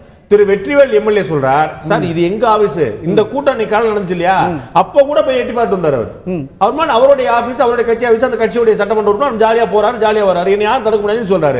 அப்ப இந்த கட்சியுடைய பொருளாளராக இருக்கக்கூடியவர், இந்த கட்சியுடைய அவைத்தலைவராக இருக்கக்கூடியவர் அப்படின்னு நீங்க கிளைம் பண்ணும்போது நீங்க தாராளமா போயிட்டு வந்திருக்கலாமே. நாங்க என்ன நினைக்கிறோம்னா நாங்க போனஃபைட் ஆபீஸ் பேரண்ட்ஸ் அப்படின்னு எலெக்ஷன் கமிஷன் வெர்டிக்ட் வரும். இந்த மீன் டைம் நாம் தொண்டர்களை போய் சந்திப்போம், தொண்டர்களிடத்தில் நாம் ரேப்போ கிரியேட் பண்ணுவோம். கட்சி ஆர்டர் வந்த அப்புறம் தொண்டர்களை சந்திக்கலாம். திவாகரன் சார் கூட தொண்டர்களை சந்திக்கிறதும் திவாகரன் சாரோட பேட்டி சொன்னார் இல்லையா, தேர்தல் முடிவு வந்த அப்புறம் தொண்டர்களை சந்திச்சுக்கலாமே. இல்ல ஏன் அதுக்கு முன்னாடி திவாகரன் சார் அவர் அருமையான பாயிண்ட் சொன்னார். கட்சியில் கட்சி தொண்டர்களை யாருமே கவனிக்கல அப்படிங்கிறது. நாங்கள் 11 கூட்டம் போட்டு தொண்டர்களை கவனிச்சுக்கிட்டு இருக்கிறோம். எங்களுக்கு நாங்கள் அங்கே தலைமை கழகத்தில் போய் போட்டு அதில் போய் உட்கார்ந்தனால எங்களுக்கு என்ன கிடைச்சிட போகுது? அதனால போகாட்டால எங்களுக்கு என்ன இழப்பு? ஒரு இழப்பு இல்ல சார்.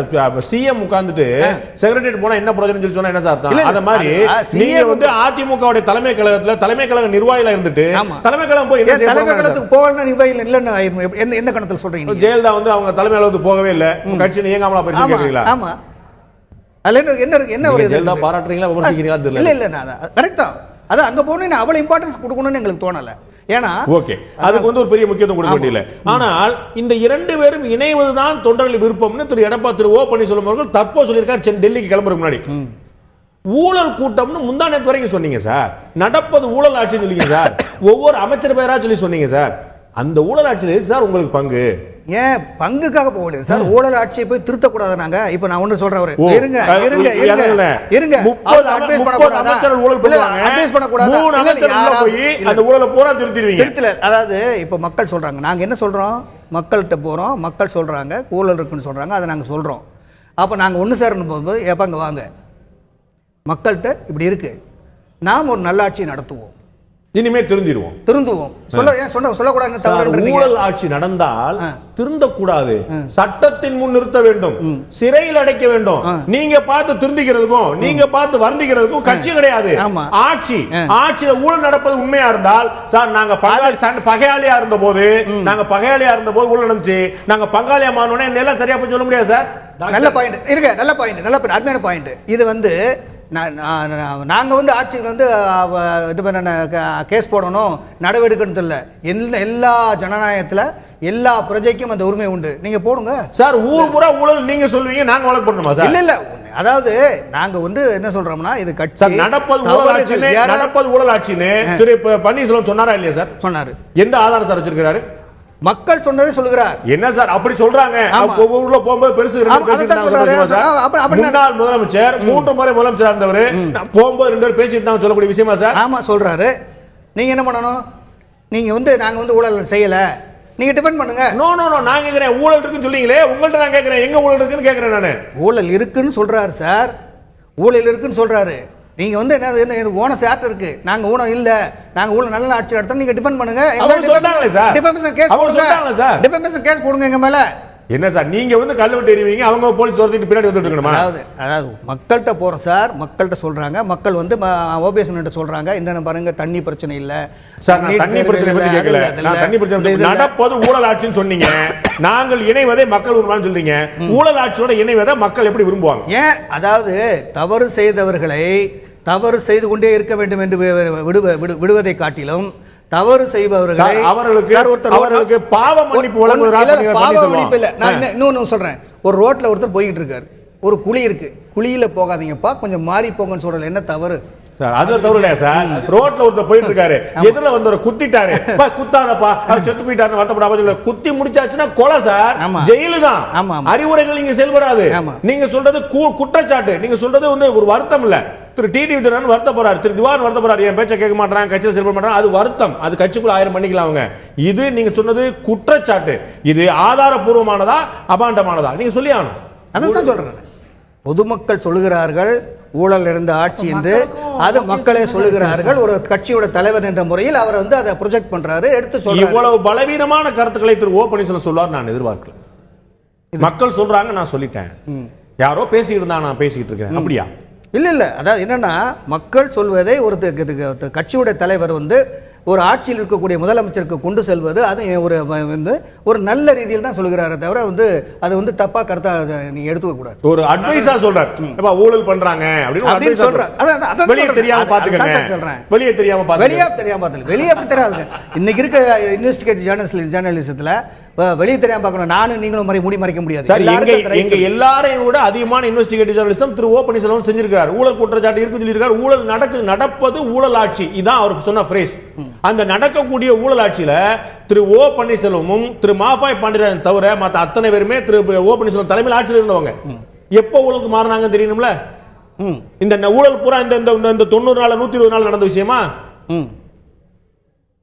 ஆமா, 120 நாள் தான் ஊழல் நடந்தது. அதாவது இப்ப என்ன சொல்றாங்கன்னா, மக்கள் இந்த ஆட்சியிலே ஊழல் இருக்குன்னு சொல்றாங்க.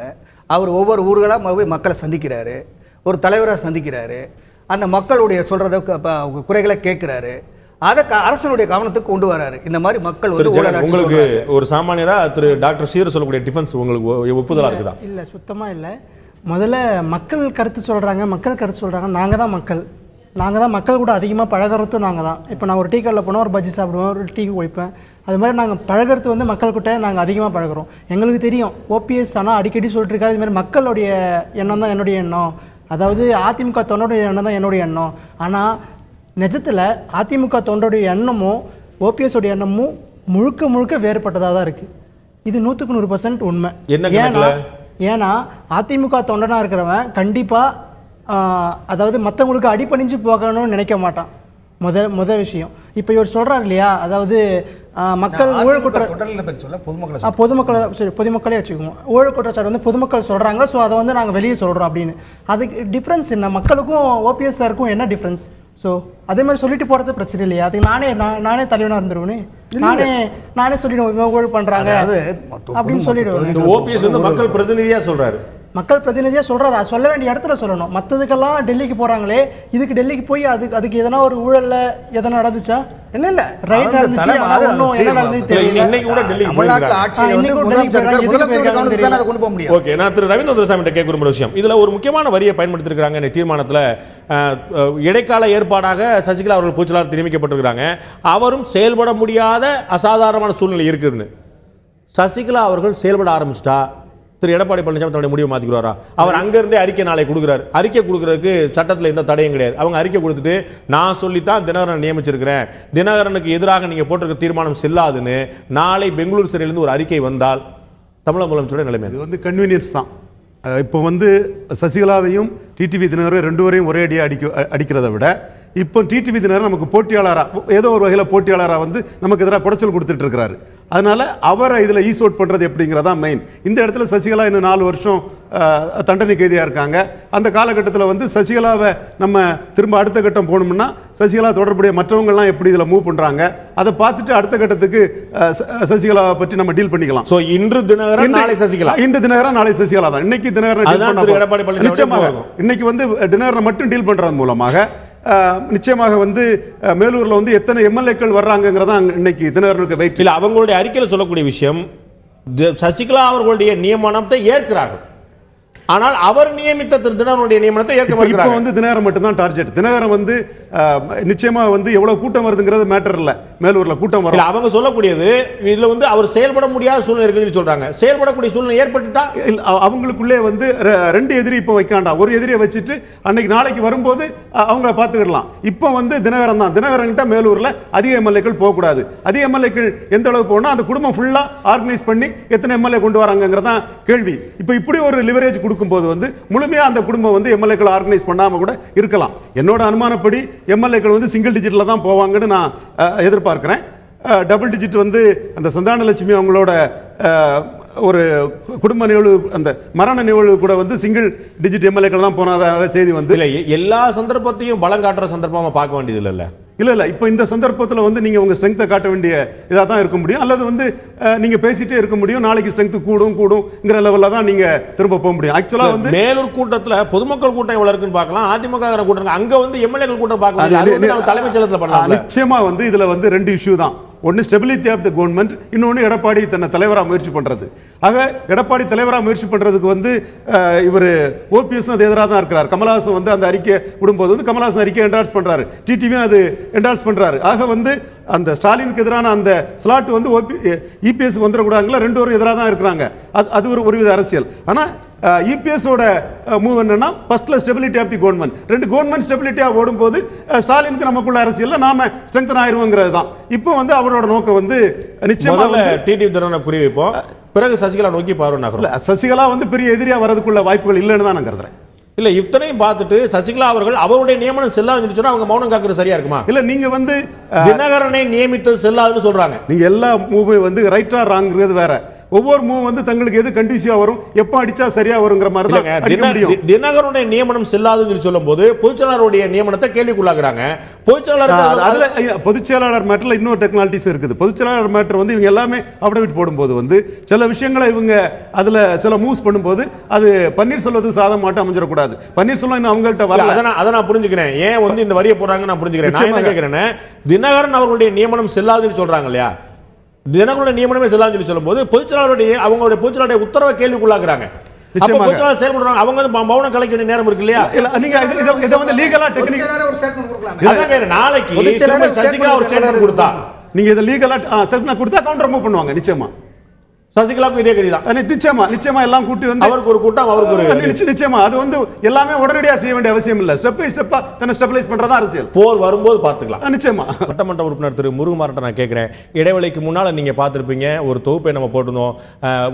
முதலமைச்சர் தலைமையில் நிறைவேற்றப்பட்ட ஒரு தீர்மானத்தில் சொல்லப்பட்டிருக்கு 3/3/2017 அன்று வந்து தேர்தல் ஆணையம் கொடுத்திருந்த ஒரு அறிக்கையில திரு தினகரனுடைய நியமனம் செல்லாதுன்னு சொல்லிட்டு அதற்கு கிட்டத்தட்ட 18 நாட்கள் கழித்து 22/3/2017 தான் நீங்க பார்த்த அந்த வீடியோ காட்சி மாண்புமிகு தமிழக முதலமைச்சர் அவர்கள் திரு தினகரன் அவர்களை பற்றி அகமகிழ்ந்து புகழ்ந்து அவருக்கு தான் வாக்களிக்கணும் என்று கேட்டு சொன்ன விஷயம். நீங்கள் எந்த தேதியை குறிப்பிட்டிருக்கீங்களோ அதற்கு 15 நாட்களுக்கு பிறகு நடந்த சம்பவம்.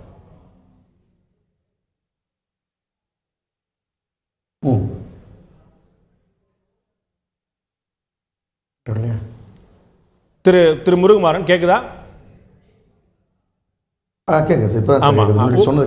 ஒன்னும் பிரச்சனை இல்லை, திரும்ப கேட்டுறேன், ஒன்றும் தப்பு இல்லை. 3/3/2017 தேர்தல் ஆணையம் வந்து ஒரு சுற்றறிக்கையை கொடுக்கிறது. அதுல வந்து திரு தினகரனுடைய நியமனத்தில் வந்து எங்கள்கிட்ட லெட்ஜர்ல இல்லை அப்படின்னு சொல்லி அவங்க பயன்படுத்தின வார்த்தை துணை பொதுச்செயலாளரை நியமிச்சு எங்கள்கிட்ட எந்த குறிப்பும் காணுங்கன்னு சொல்லி சொல்றாங்க. அதை குறிப்பிட்டு தான் அதனால செல்லாதுன்னு நீங்க சொல்றீங்க. அதன் பிறகு 15 நாள் கழிச்சு நடந்த சம்பவம் தான் நீங்க இடைவேளைக்கு முன்னாடி பார்த்த வீடியோ. மாண்புமிகு தமிழக முதலமைச்சர் திரு எடப்பாடி பழனிசாமி அவர்கள் திரு டிடிவி தினகரனுக்கு ஆதரவாக வாக்கு கேட்ட விதம் பார்த்திருப்பீர்கள். ஆமா, சொல்லுங்க. கேள்வி கேட்டேன் சார், அவ்வளவுதான் கேள்வி. வாக்கு கேட்ட விதம் அப்படின்னு சொன்னீங்க. அதுக்கு பிறகு என்ன கேட்டீங்க? அப்புறம் அந்த கோடிட்ட இடங்களை நீங்க நிரப்புவீங்கன்னு பாக்குறேன், வேற ஒண்ணும் இல்ல. fill in the blank. அதுல வந்து திரு எடப்பாடி பழனிசாமி தமிழக முதலமைச்சர் அவர்கள் திரு டிடிவி தினகரன் வந்து இளைஞர்களுக்காக, அவர் இளைஞர், மக்களுக்காக போராடுவார், மக்களுக்கு என்னதான் செய்யலாம்னு அனுதினமும் அன்றாடம் யோசித்து கொண்டே இருக்கான்னு சொல்லி சொன்னீங்களேன்னு கேட்டேன். ஆமா, நீங்க துணை பொதுச் செயலாளர் களத்தில் நிற்கிற பொழுது தலைமை நிலைச் செயலாளர் இருந்த முதலமைச்சர் அவர்கள் வாக்கு சேகரிக்கின்ற பொழுது வாக்காளர்களிடத்தில் தன்னுடைய வேட்பாளர்களினுடைய நிலைப்பாட்டை எடுத்து சொன்னார். அதில் என்ன தவறு? அதில் குற்றச்சாட்டு நீங்க சொல்றீங்க? குற்றச்சாட்டே கிடையாது சார். திருமதி சசிகலா தான் பொதுச்செயலாளர் அறிவித்தவர். திருமதி சசிகலாவுடைய நியமனம் செல்லாதுன்னு சொல்வார். திரு ஓ பன்னீர்செல்வம் சரியில்லைன்னு சொல்லி சொல்வார். திரு தினகரன் சரியில்லைன்னு சொல்லி சொல்வார். அவருக்கு ஆதரவாக வாக்கு கேட்பார். அந்த நியமனம் செல்லாது தீர்மானம் போடுவார். இப்படி நிலைப்பாட்டை மாற்றிக்கொண்டே இருந்தால் தமிழக முதலமைச்சர் கிரெடிபிலிட்டி இருக்குல்ல சார், அது கேள்விக்குள்ளாகும்ல சார்? இல்லை நீங்க அதில் ஒரு விஷயத்தை நீங்க புரிஞ்சுக்கணும். நான் உங்களை வந்து தமிழகத்தினுடைய முதலமைச்சராக திரு எடப்பாடி கே பழனிசாமி அவர்கள் பொறுப்பேற்பதற்கு முன்பாக கோவத்தூரில் சட்டமன்ற உறுப்பினர்கள் எல்லாம் பேசுகிற பொழுது எல்லோரும் கலந்து பேசி திருமதி வி.கே. சசிகலா அவர்களை முதலமைச்சராக ஆக்குவதற்கான முயற்சிகள் மேற்கொள்ளப்பட்டது. பிறகு அந்த முயற்சி எப்படி தோல்வியடைந்தது என்பது உங்களுக்கு தெரியும். ஆனாலும் கூட அந்த முயற்சியின் போது நானே கூட இளைய புரட்சி தலைவி என்றும் தியாக தலைவி என்றும் அவரை சொன்னோம். எதற்காக சொன்னோம் என்று சொன்னால், நான் அவரை அதற்கு முன்பாக பார்த்தது கூட கிடையாது, பேசியது கிடையாது, எனக்கு எந்த உதவியும் அவர் செய்ததே கிடையாது. நான் அவரிடத்தில் உதவி கேட்டு அவர் மறுத்ததும் கிடையாது. எந்த விதமான ஆதாயமும் இல்லாமல், பார்க்க கூட இல்லாமல், பேசி பழகி கூட இல்லாமல் இளைய புரட்சி தலைவின்னு சொல்லிட்டீங்க. ஆமா, வாய்ப்பு இல்லை. என்ன காரணம்னா, அவங்கள சந்திக்கிற வாய்ப்பு அந்த 3 நாட்கள் தான் எங்களுக்கு கிடைத்தது. 3 நாட்கள் அவரோடு நெருங்கி பழகின்ற பொழுது 32 வருடம் புரட்சி தலைவி அம்மாவிடத்தில் இருந்த காரணத்தினாலே நாங்கள் அவரை ஆதரித்தோம். அதில் எந்த மாற்று கருத்தும் இல்லை. இப்ப என்ன சிக்கல்? அன்றைய தினம் கடலூர் மாவட்டத்தில் இருக்கக்கூடிய சட்டமன்ற உறுப்பினர்கள் அரியலூர், பெரம்பலூர், தஞ்சாவூர், தமிழகம் முழுவதும் இருக்கக்கூடிய பல்வேறு சட்டமன்ற உறுப்பினர்கள் இடத்துல பேசுகிற பொழுது ஒரு குடும்ப ஆட்சிக்கு நாம் முற்றுப்புள்ளி வைக்க வேண்டும் என்கின்றெல்லாம் பேசினார்கள். இவையெல்லாம் கடந்துதான் நான் அவரை ஆதரித்தோம். ஆனால் ஆபத்து வந்தபொழுது ஒரு நடுநிலையாளரை திரு எடப்பாடி கே பழனிசாமி அவர்களை ஆட்சிக்கு அவர் அடையாளம் காட்டினார். ஆனால் கட்சிக்கு அவருடைய குடும்பத்தை சார்ந்த ஒருவரையே அவர் அடையாளம் காட்டிய பொழுது அவர் தொடர்ந்து அந்த கட்சியில் இருந்திருந்து அடையாளம் காட்டினால் அது விமர்சனத்துக்குள்ளாக இருக்காது. 19/12/2011 அன்று புரட்சி தலைவி அம்மா அவர்களால் அவர் நீக்கி வைக்கப்படுகிறார். பிறகு 14/2/2017 அன்று இவரால் உடனடியாக சேர்க்கப்பட்டு 15/2/2017 அன்று துணை பொதுச்செயலாளர் பதவி வழங்குகிறார். இதைத்தான் தமிழகத்தில் இருக்கக்கூடிய மக்கள் பொதுவாக ஒரு குடும்பத்தை சார்பாக ஒரு கட்சி இருக்கக்கூடாது என்பதற்காக தோற்றுவிக்கப்பட்டதுதான் புரட்சி தலைவர் எம்ஜிஆர் அவர்களால் அனைத்து இந்திய அண்ணா திராவிட முன்னேற்ற கழகம். எம்ஜிஆர் உங்களுக்கு தெரியும் திரு முருகுமார் உங்களுக்கு தெரியும் மறைந்த முதலமைச்சர் செல்வி ஜெயலலிதா அவர்கள் முழுக்க முழுக்க கடைசி வரை இந்த குடும்பத்தை தான் நம்பினார். இன்னைக்கு இருக்கக்கூடிய தொலைக்காட்சியிலிருந்து, இன்னைக்கு இருக்கக்கூடிய நாளேட்டிலிருந்து, இன்னைக்கு இருக்கக்கூடிய அவருடைய 80 விழுக்காடு சொத்துக்கள் உட்பட அத்தனையுமே வேறு யாரை நம்பி வாங்கல, பகிர்ந்துக்கல, பங்குதாரா இல்ல, முழுக்க முழுக்க இந்த குடும்பத்தினர் மட்டும்தான் நம்பினார் என்பது உங்களுக்கு தெரியும். ஒரு குடும்பத்தினர் மேல ஒரு அதிருப்தி வந்தபோது கூட அந்த குடும்பத்திலேயே தான் மாறி மாறி மகாதேவன்ல இருந்து, ராமச்சந்திரன்ல இருந்து, திவாகர்ல இருந்து, தினகர்ல இருந்து, குலோத்துங்கல்ல இருந்து எல்லாரும் மாறி மாறி அந்த குடும்பத்துல தான் எடுத்தாரே தவிர திரு முருகுமாரன் பக்கம் வரல. இல்ல, நீங்க புரட்சி தலைவி அம்மா அவர்கள் இருந்து எடுக்கக்கூடிய நடவடிக்கைக்கும் திருமதி வி.கே. சசிகலா அவர்கள் இருந்து எடுக்கக்கூடிய நடவடிக்கைகளுக்கும் வித்தியாசம் இருக்கிறது. சோ முதலமைச்சராக இருந்த மறைந்த முதலமைச்சர் ஜெயலலிதா வந்து குடும்பத்தை ஆதரிச்சால் தப்பு இல்ல, திருமதி சசிகலா வந்து குடும்பத்தை ஆதரிச்சா தப்பு இல்ல. அவங்களுக்கு குடும்பம் கிடையாது, அம்மாவுக்கு குடும்பம் கிடையாது, அவங்க யாரை ஆதரிச்சாலும் அதுல தப்பு இல்ல. என்னுடைய உடன்பரவா சகோதரி சொல்லி இவங்களை தான் உள்ள வச்சிருந்தாங்க, அதுல ஒண்ணும் தப்பு இல்லையே சார். அந்த குடும்பத்தை இருந்தார்கள், என்னுடைய உடன்பரவா சகோதரி என்று வைத்திருந்தார்கள். பிறகு அவருக்கு ஆபத்து வருகிறது என்ற பொழுது அவரை வீட்டை விட்டு வெளியேற்றினார்கள். பிறகு மன்னிப்பு கடிதம் வாங்கி கொண்டு அவர்கள் இயக்கத்தை சேர்த்துக் கொண்டார்கள். அது அம்மாவுடைய மனநிலை, அதில் ஒன்றும் கருத்து வேறுபாடு இல்லை. நாங்களும் ஏற்றுக்கொண்ட 32 ஆண்டு காலம் அவரோடு அவர் துணை நின்றார், அதை நாங்களும் ஏற்றுக்கொண்டோம், அதில் எந்த விதமான கருத்து வேறுபாடும் இல்லை. ஆனால் 19/12/2012 அன்று நீக்கி வைக்கப்பட்ட ஒருவரை துணை பொதுச்சாளர் என்று ஒரு குடும்பத்தை அரசியலாக்க நினைக்கின்ற பொழுது தமிழ்நாட்டில் எதிர்ப்பு கிளம்புகிறது. சார் நீங்க திருமதி சசிகலாவை பொதுச்செயலாளர் ஏற்கிறீங்களா இல்லையா சார்? சார் திருமதி சசிகலாவை பொதுச்செயலாளர் ஏற்கிறீங்களா இல்லையா? இல்ல, நம்ம சசிகலாவை நம்ம பொதுச்செயலாளராக இன்னைக்கு ஏற்க முடியாது. என்ன சார் நீங்க அறிக்கையில வந்து போட்டு இன்னைக்கு காலையில சொல்லிருக்கீங்களே சார் ஏத்துக்கிட்டோம் அப்படின்னு. இன்னைக்கு காலையில மதிப்பிற்குரிய திருமதி வி.கே. சசிகலா அவர்களை பொதுச்செயலாளராக தேர்வு செய்தவரை புதிய பொதுச்செயலாளர் நியமிக்க தேர்வு செய்து நியமிக்கப்பட்டிருந்தாலும் அவரால் அசாதாரண சூழ்நிலை செயல்பட முடியாமல் இருப்பதாலும் இன்னைக்கு காலையில சார் இல்ல, நீங்க நாங்க எல்லாருமே சேர்ந்து அண்ணன் புகழேந்தி உட்பட சேர்ந்துதான் திருமதி வி.கே. சசிகலா அவர்களை பொதுச்செயலாளர் ஆக்கினோம்.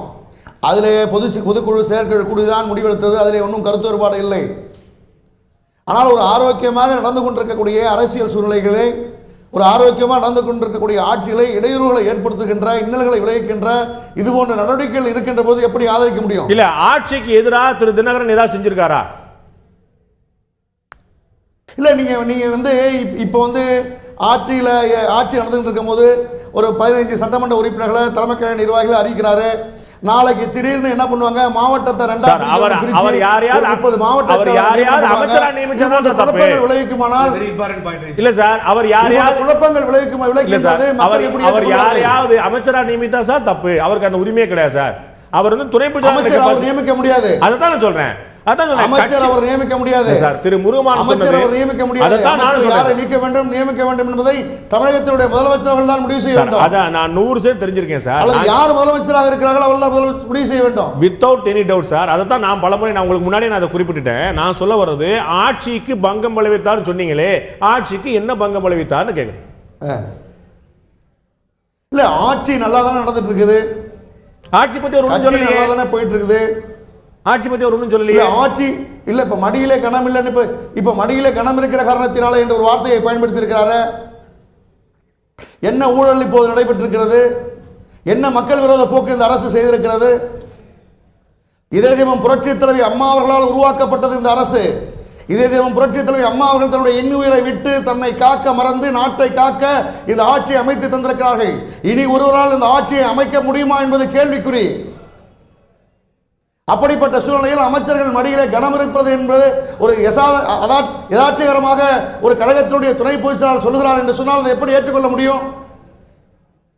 அவருக்கு கடமை இருக்கிறது,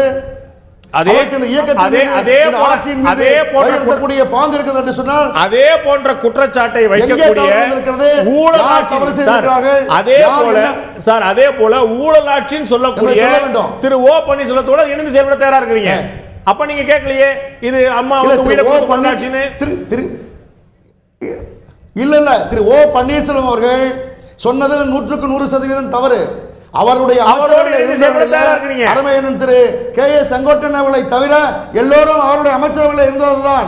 அவர் வாய் புளித்தது மாங்காய் புளித்தது என்று சொல்வது தவறானது. சார் அவரோட இணைந்து செயல்பட தயாரா இருக்கீங்க. 3 முறை முதலமைச்சராக இருந்தவர் இப்படிப்பட்டது சொல்வது என்பது தவறு. யார் தவறு செய்தாலும் தப்புதான்.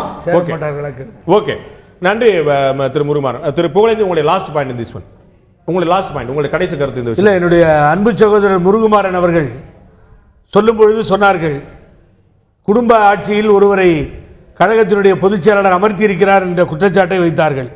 14/2 சேர்க்கப்பட்டு 15/2 பிப்ரவரி மாதம் சார் மறுநாள் தான். நீங்க ரொம்ப தள்ளி சொல்லுங்க. மறுநாள் தான், அடுத்த நாளே சேர்க்கப்பட்ட அவரை இன்று வரை ஏன் இவர்கள் எல்லாம் குறை சொல்லவில்லை? குடும்பத்திலிருந்து வந்தவர் என்று சொல்லி அன்பு சகோதரர் முருகுமாறன் ஏன் சொல்லவில்லை? நான் ஆதங்கப்படுகிறேன். 4 துறைகளை கையிலே வைத்துக் கொண்டு அவர் சொன்னாரு சார், ஒருத்தர் எல்லாருமே வருத்தப்பட்டாங்க சொல்றாரு. கடலூர்ல இருந்து, சேலத்துல இருந்து, திருவாரூர்ல இருந்து, திருவையாறுல இருந்து எல்லாருமே சொன்னாங்கன்னு சொன்னாரு. அன்னைக்கே கேட்டிருக்கலாமே, அப்பொழுதே சொல்லி இருக்கலாமே. அம்மா, நீங்கள் உங்களது உறவினரை துறை பொதுச் செயலாளர் ஆக்குகிறீர்கள் என்று ஏன் முருகுமாறன் கேட்கவில்லை? இளைய புரட்சி தலைவி என்று சொன்னவர், பாராட்டியவர், புகழ்ந்தவர், சொல்லவில்லை. பொதுச் செயலாளர் இல்ல சார், நான் வரேன் திரு முருகுமாறன், நான் வரேன். நீங்க திரு எடப்பாடி பழனிசாமி தேர்ந்தெடுத்தீங்க. இன்னைக்கு ஒரு மடியில கனம் இருக்குன்னு சொல்றீங்க. நீங்க ஒரு நிலைப்பாடு மாற்றீங்கல்ல, உங்களுக்கு தேவைப்படும் போது அவர்களுக்கு ஒரு எண்ணம் மாறுது, நிலைப்பாடு மாற்றாங்க. நிலைப்பாடு நாங்கள் மாற்றவில்லை, மன்னிக்க வேண்டும். நீங்கள் முதல்ல கேட்டதுதான் சரி. மடியில கனம் இருக்குன்னு திரு டிடிவி தான சொல்றாரு. இன்னைக்கு இந்த 130 நாள் ஊழல் நடந்திருக்கா? இல்ல, ஒரே நிமிஷம் வந்துட்டேன் சார். இந்த ஆட்சி ஊழல் ஆட்சி. இந்த ஆட்சியினுடைய முதல்வர் ஊழல் செய்திருக்கிறார், இந்த அமைச்சர்கள் ஊழல் செய்திருக்கிறார்கள் என்று முன்னாள் முதலமைச்சர் பன்னீர்செல்வம் மிக தெளிவாக சொல்லிய பின்னால் அதை ஏற்றுக்கொண்டது. அதே கருத்தை திரு டிடிவி சொல்றார். இப்ப வேற வழி இல்ல, சும்மா இருந்து எங்களை வெளியில உங்களை பகச்சுக்கிட்டா ஊழலாட்சின்னு சொல்லுவீங்க. வேற வழி இல்ல, நேர்மையான ஆட்சி. நான் நேர்மையா ஆட்சின்னு அவர் சொல்லவே வரல. நீங்க தயவு செய்து கவனிக்க வேண்டும். இந்த துறை பொதுச் செயலாளர் முதலமைச்சரை பற்றி கருத்தே சொல்லவில்லை. இதற்கு முன்னாடி பல சமயத்துல இப்ப திருத்துவார்னு சொன்னாரு. இதுக்கு முன்னாடி பல சந்தர்ப்பத்துல ஆட்சி செம்மையா நடந்து கொண்டிருக்குன்னு சொல்லியிருக்காங்க. இன்னைக்கு தான் மடியில கணம், இன்னைக்கு தான் கிடைச்ச வர சுருட்டிக்கலான்னு பாக்குறாங்க.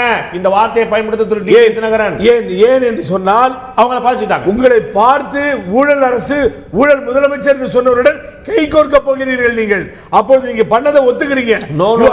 அவரோட கை ஊதுற பத்தி இல்ல, நடந்துகிட்டு இருக்கிறது சுருட்டிட்டு இருக்காங்க சொல்றாரு. ஆமா சார், நீங்க நேத்து வரைக்கும் என்ன சொல்லிட்டு இருந்தீங்க? ஊழல் இல்லாத ஆட்சின்னு சொன்னீங்க. உங்களை ஊழல் குற்றச்சாட்டுறது திரு பன்னீர்செல்வம் அவர்கள். அப்ப ஒத்து போறீங்க அடுத்த நாளைக்கு சேர்ந்தா. அதே குற்றச்சாட்டு கேள்வி உங்க மேலதான் வருங்கிற பாக்குறேன். திரு ஜெகன், உங்களுடைய லாஸ்ட் பாயிண்ட். இதுல ஆடு என்னை பொறுத்த வரைக்கும் இதுல ஆடு நான் மக்களை தான் பாக்குறேன். நாங்க மக்கள் கோடிக்கணக்கா ஆடா இருக்கிறோம். புலிகள் அரசியல்வாதியாக இருக்கட்டும். ஆனா அந்த கோடிக்கணக்கான ஆடு கூட அரசியல்வாதிகளால ஒன்றும் பண்ண முடியாது தனியாக. ஸோ கண்டிப்பாக இதுக்கு ஒரு தீர்வு வரும். கூடிய சீக்கிரமாக மக்கள் ஒரு நல்ல முடிவு எடுப்பாங்கன்னு நான் நினைக்கிறேன். டாக்டர் ஸ்ரீதர், உங்கள் லாஸ்ட் பாயிண்ட். அதாவது கட்சி நல்லா இருக்க வேண்டும், இதுதான் தொண்டருடைய விருப்பம். தொண்டருடைய விருப்பம் என்ன நினைவோ அதைத்தான் ஒரு தலைவர் செய்ய வேண்டும். அந்த தொண்டர்கள் யாரை தலைவர்களாக ஏற்க வேண்டும் என்று சொல்கிறார்களோ அதற்கு ஒரு எலெக்ஷன் வர வேண்டும். அந்த எலெக்ஷனில் யார் தலைவராக வருகிறார்களோ அவர்கள் கட்சியை நடத்த வேண்டும், தொண்டர்களுடைய விருப்பத்திற்கு ஏற்ப. உங்களுடைய லாஸ்ட் பாயிண்ட் திரு ரவீந்திரன் துரைசாமி. என்னுடைய கேள்வி என்ன, ஒரு இடைவெளிக்கு முன்னாடி எழுப்பின கேள்வி. அதிமுக அம்மா அணியால் நியமிக்கப்பட்டவங்க அப்படிங்கிறனால தான் திரு செங்கோட்டையனும் திரு திண்டுக்கல் சீனிவாசனும் இதில் கையெழுத்து போடலை. ஆனால் திரு திண்டுக்கல் சீனிவாசன் பொருளாளராக அதிமுக அக்கௌண்ட்ல இருக்கக்கூடிய பணத்தை ஆப்ரேட் பண்ணிட்டு இருக்கிறாரு. இது ஒரு சட்ட விதிகளுக்கு உட்பட்ட முரணா நீங்க பார்க்கல? நீங்க இதெல்லாம் ரொம்ப டெக்னிக்கலா போக வேண்டிய அவசியம் இல்ல. இல்ல, பல கோடி ரூபாய் சார் கட்சி இல்ல. நீங்க இன்னைக்கு என்ன கணக்கு கேட்டதனால கட்சியில் என்ன நடந்துச்சு? ஓகே, இப்போ இதுல என்ன சொல்லியிருக்காங்கன்னா, இந்த மந்திரி சபை தினகரனுக்கு ஆதரவா இல்ல, தினகரனை நாங்க இதுல இருந்து டிஸ்டன்ஸ் பண்ணிட்டோம் அப்படின்னு அவரை பலகீனப்படுத்தக்கூடிய ஒரு மூவ் தான். இந்த மூவோட முழுமை எப்படி போகும்னா, தினகரன் ஸ்ட்ரென்த் கேதர் பண்ணார்னா ஒரு நோ கான்ஃபிடன்ஸ் மோஷன் வரலாம். அந்த நோ கான்ஃபிடன்ஸ் மோஷன்ங்கிறது 89 எம்எல்ஏ வச்சிருக்கக்கூடிய ஸ்டாலினுக்கும் எடப்பாடி பழனிசாமிக்குமான போட்டியாக தான் இருக்கும். அந்த போட்டியில் தினகரன் ஸ்டாலின் பின்னாடி நின்று தான் தீரணும். நீங்க I want to have the cake and eat இட்னு போக முடியாது. இப்போ நீங்க எய்தர் நீங்க ஸ்டாலின் பக்கம் நின்று எடப்பாடி எதுக்கணும் அல்லது பேசாம இருக்குங்கிற நிலைமை தான் வரும். நீங்க அந்த ஒரு சிக்கலான இதை திவாகரன் பேட்டியில் பார்க்கும்போது அது தெரிஞ்சது. தினகரன் அவர் பாதிக்கப்படுறதுனால அவுட் பஸ்ட்ல அந்த சிக்கலை எதிர்கொள்ள தயாருங்கிற அடிப்படையில் தான் ஊழல்ங்கிற அளவுக்கு ஹெவியா பேசுறாரு. அது ஒரு சூசைட் மூவ்மெண்டா தான் நினைக்கிறீங்க? சூசைட் மூவா தான் ஒரு அவமானப்படுத்தப்படுறாங்க, இன்சல்ட் படுத்தப்படுறாங்க. மெட்டீரியல் பொலிட்டிக்ஸா ஈகோவாங்கிறதா பிரச்சனை இல்ல. இப்ப இந்த இடத்துல நம்பிக்கையில்லா தீர்மானத்தை நோக்கி போனாங்க. நிச்சயமா ஸ்டாலின் பின்னாடி நின்று நம்பிக்கை நம்பிக்கையில்லா தீர்மானத்துக்கு போகும்போது வந்து அது யாரெல்லாம் போறாங்களோ அவங்க வந்து அதிமுகவின் துறவிகளாக தான் எடப்பாடி அணி வந்து அவங்களை பிக்சரைஸ் பண்ணுவாங்க. நேரம்ல மன்னிக்கணும். அதிமுகவில் ஆடு புலி ஆட்டம் நடந்து கொண்டிருக்கு. இதுல ஆடு யார் புலி யாருன்னு கேட்டோம். சாமானியருடைய பிரதிநிதியா உங்களுடைய பிரதிநிதியாக கூடிய திரு ஜெகன் சொன்னது போல புலி யாருன்னு எங்களுக்கு தெரியலங்க, ஆடு யாருன்னு எங்களுக்கு நல்லா தெரிஞ்சு வச்சு நாங்க தான் எல்லாருமே ஆடா இருக்கோம் சொல்லி சொல்றாங்க. ஒருத்தர் பக்கம் சட்டம் இருக்கிறது, ஒருத்தர் பக்கம் அதிகாரம் இருக்கிறது, ஒருத்தர் பக்கம் தொடர் இருக்காதுன்னு சொல்றாங்க. இப்படி 3 பேர் இருக்கிறாங்க. 3 பேர்ல யார் பக்கம் நியாயம் இருக்கிறது என்பதுதான் கேள்விக்குறியா இருக்கிறது. தேர்தல் ஆணையம் என்ன முடிவெடுக்க போது பார்ப்போம். அதற்கு பிறகு இவருடைய ஒவ்வொரு அசைவுக்கு பிறகும் மக்கள் நலன் இருக்கிறதா, தங்களுடைய சொந்த நலன் இருக்கிறதா என்பது மக்கள் முன்னால் ஒவ்வொரு சந்தர்ப்பத்தில் வைக்கப்பட்டுக் கொண்டே இருக்கிறது. இந்த நிகழ்ச்சியில் கலந்து கொண்டு கருத்து தெரிவித்த அத்தனை பேருக்கும் நன்றி. பார்த்த உங்களுக்கும் நன்றி நண்பர்களே. மீண்டும் இன்னொரு நிகழ்ச்சி சந்திப்போம். அதுவரை நன்றி, வணக்கம்.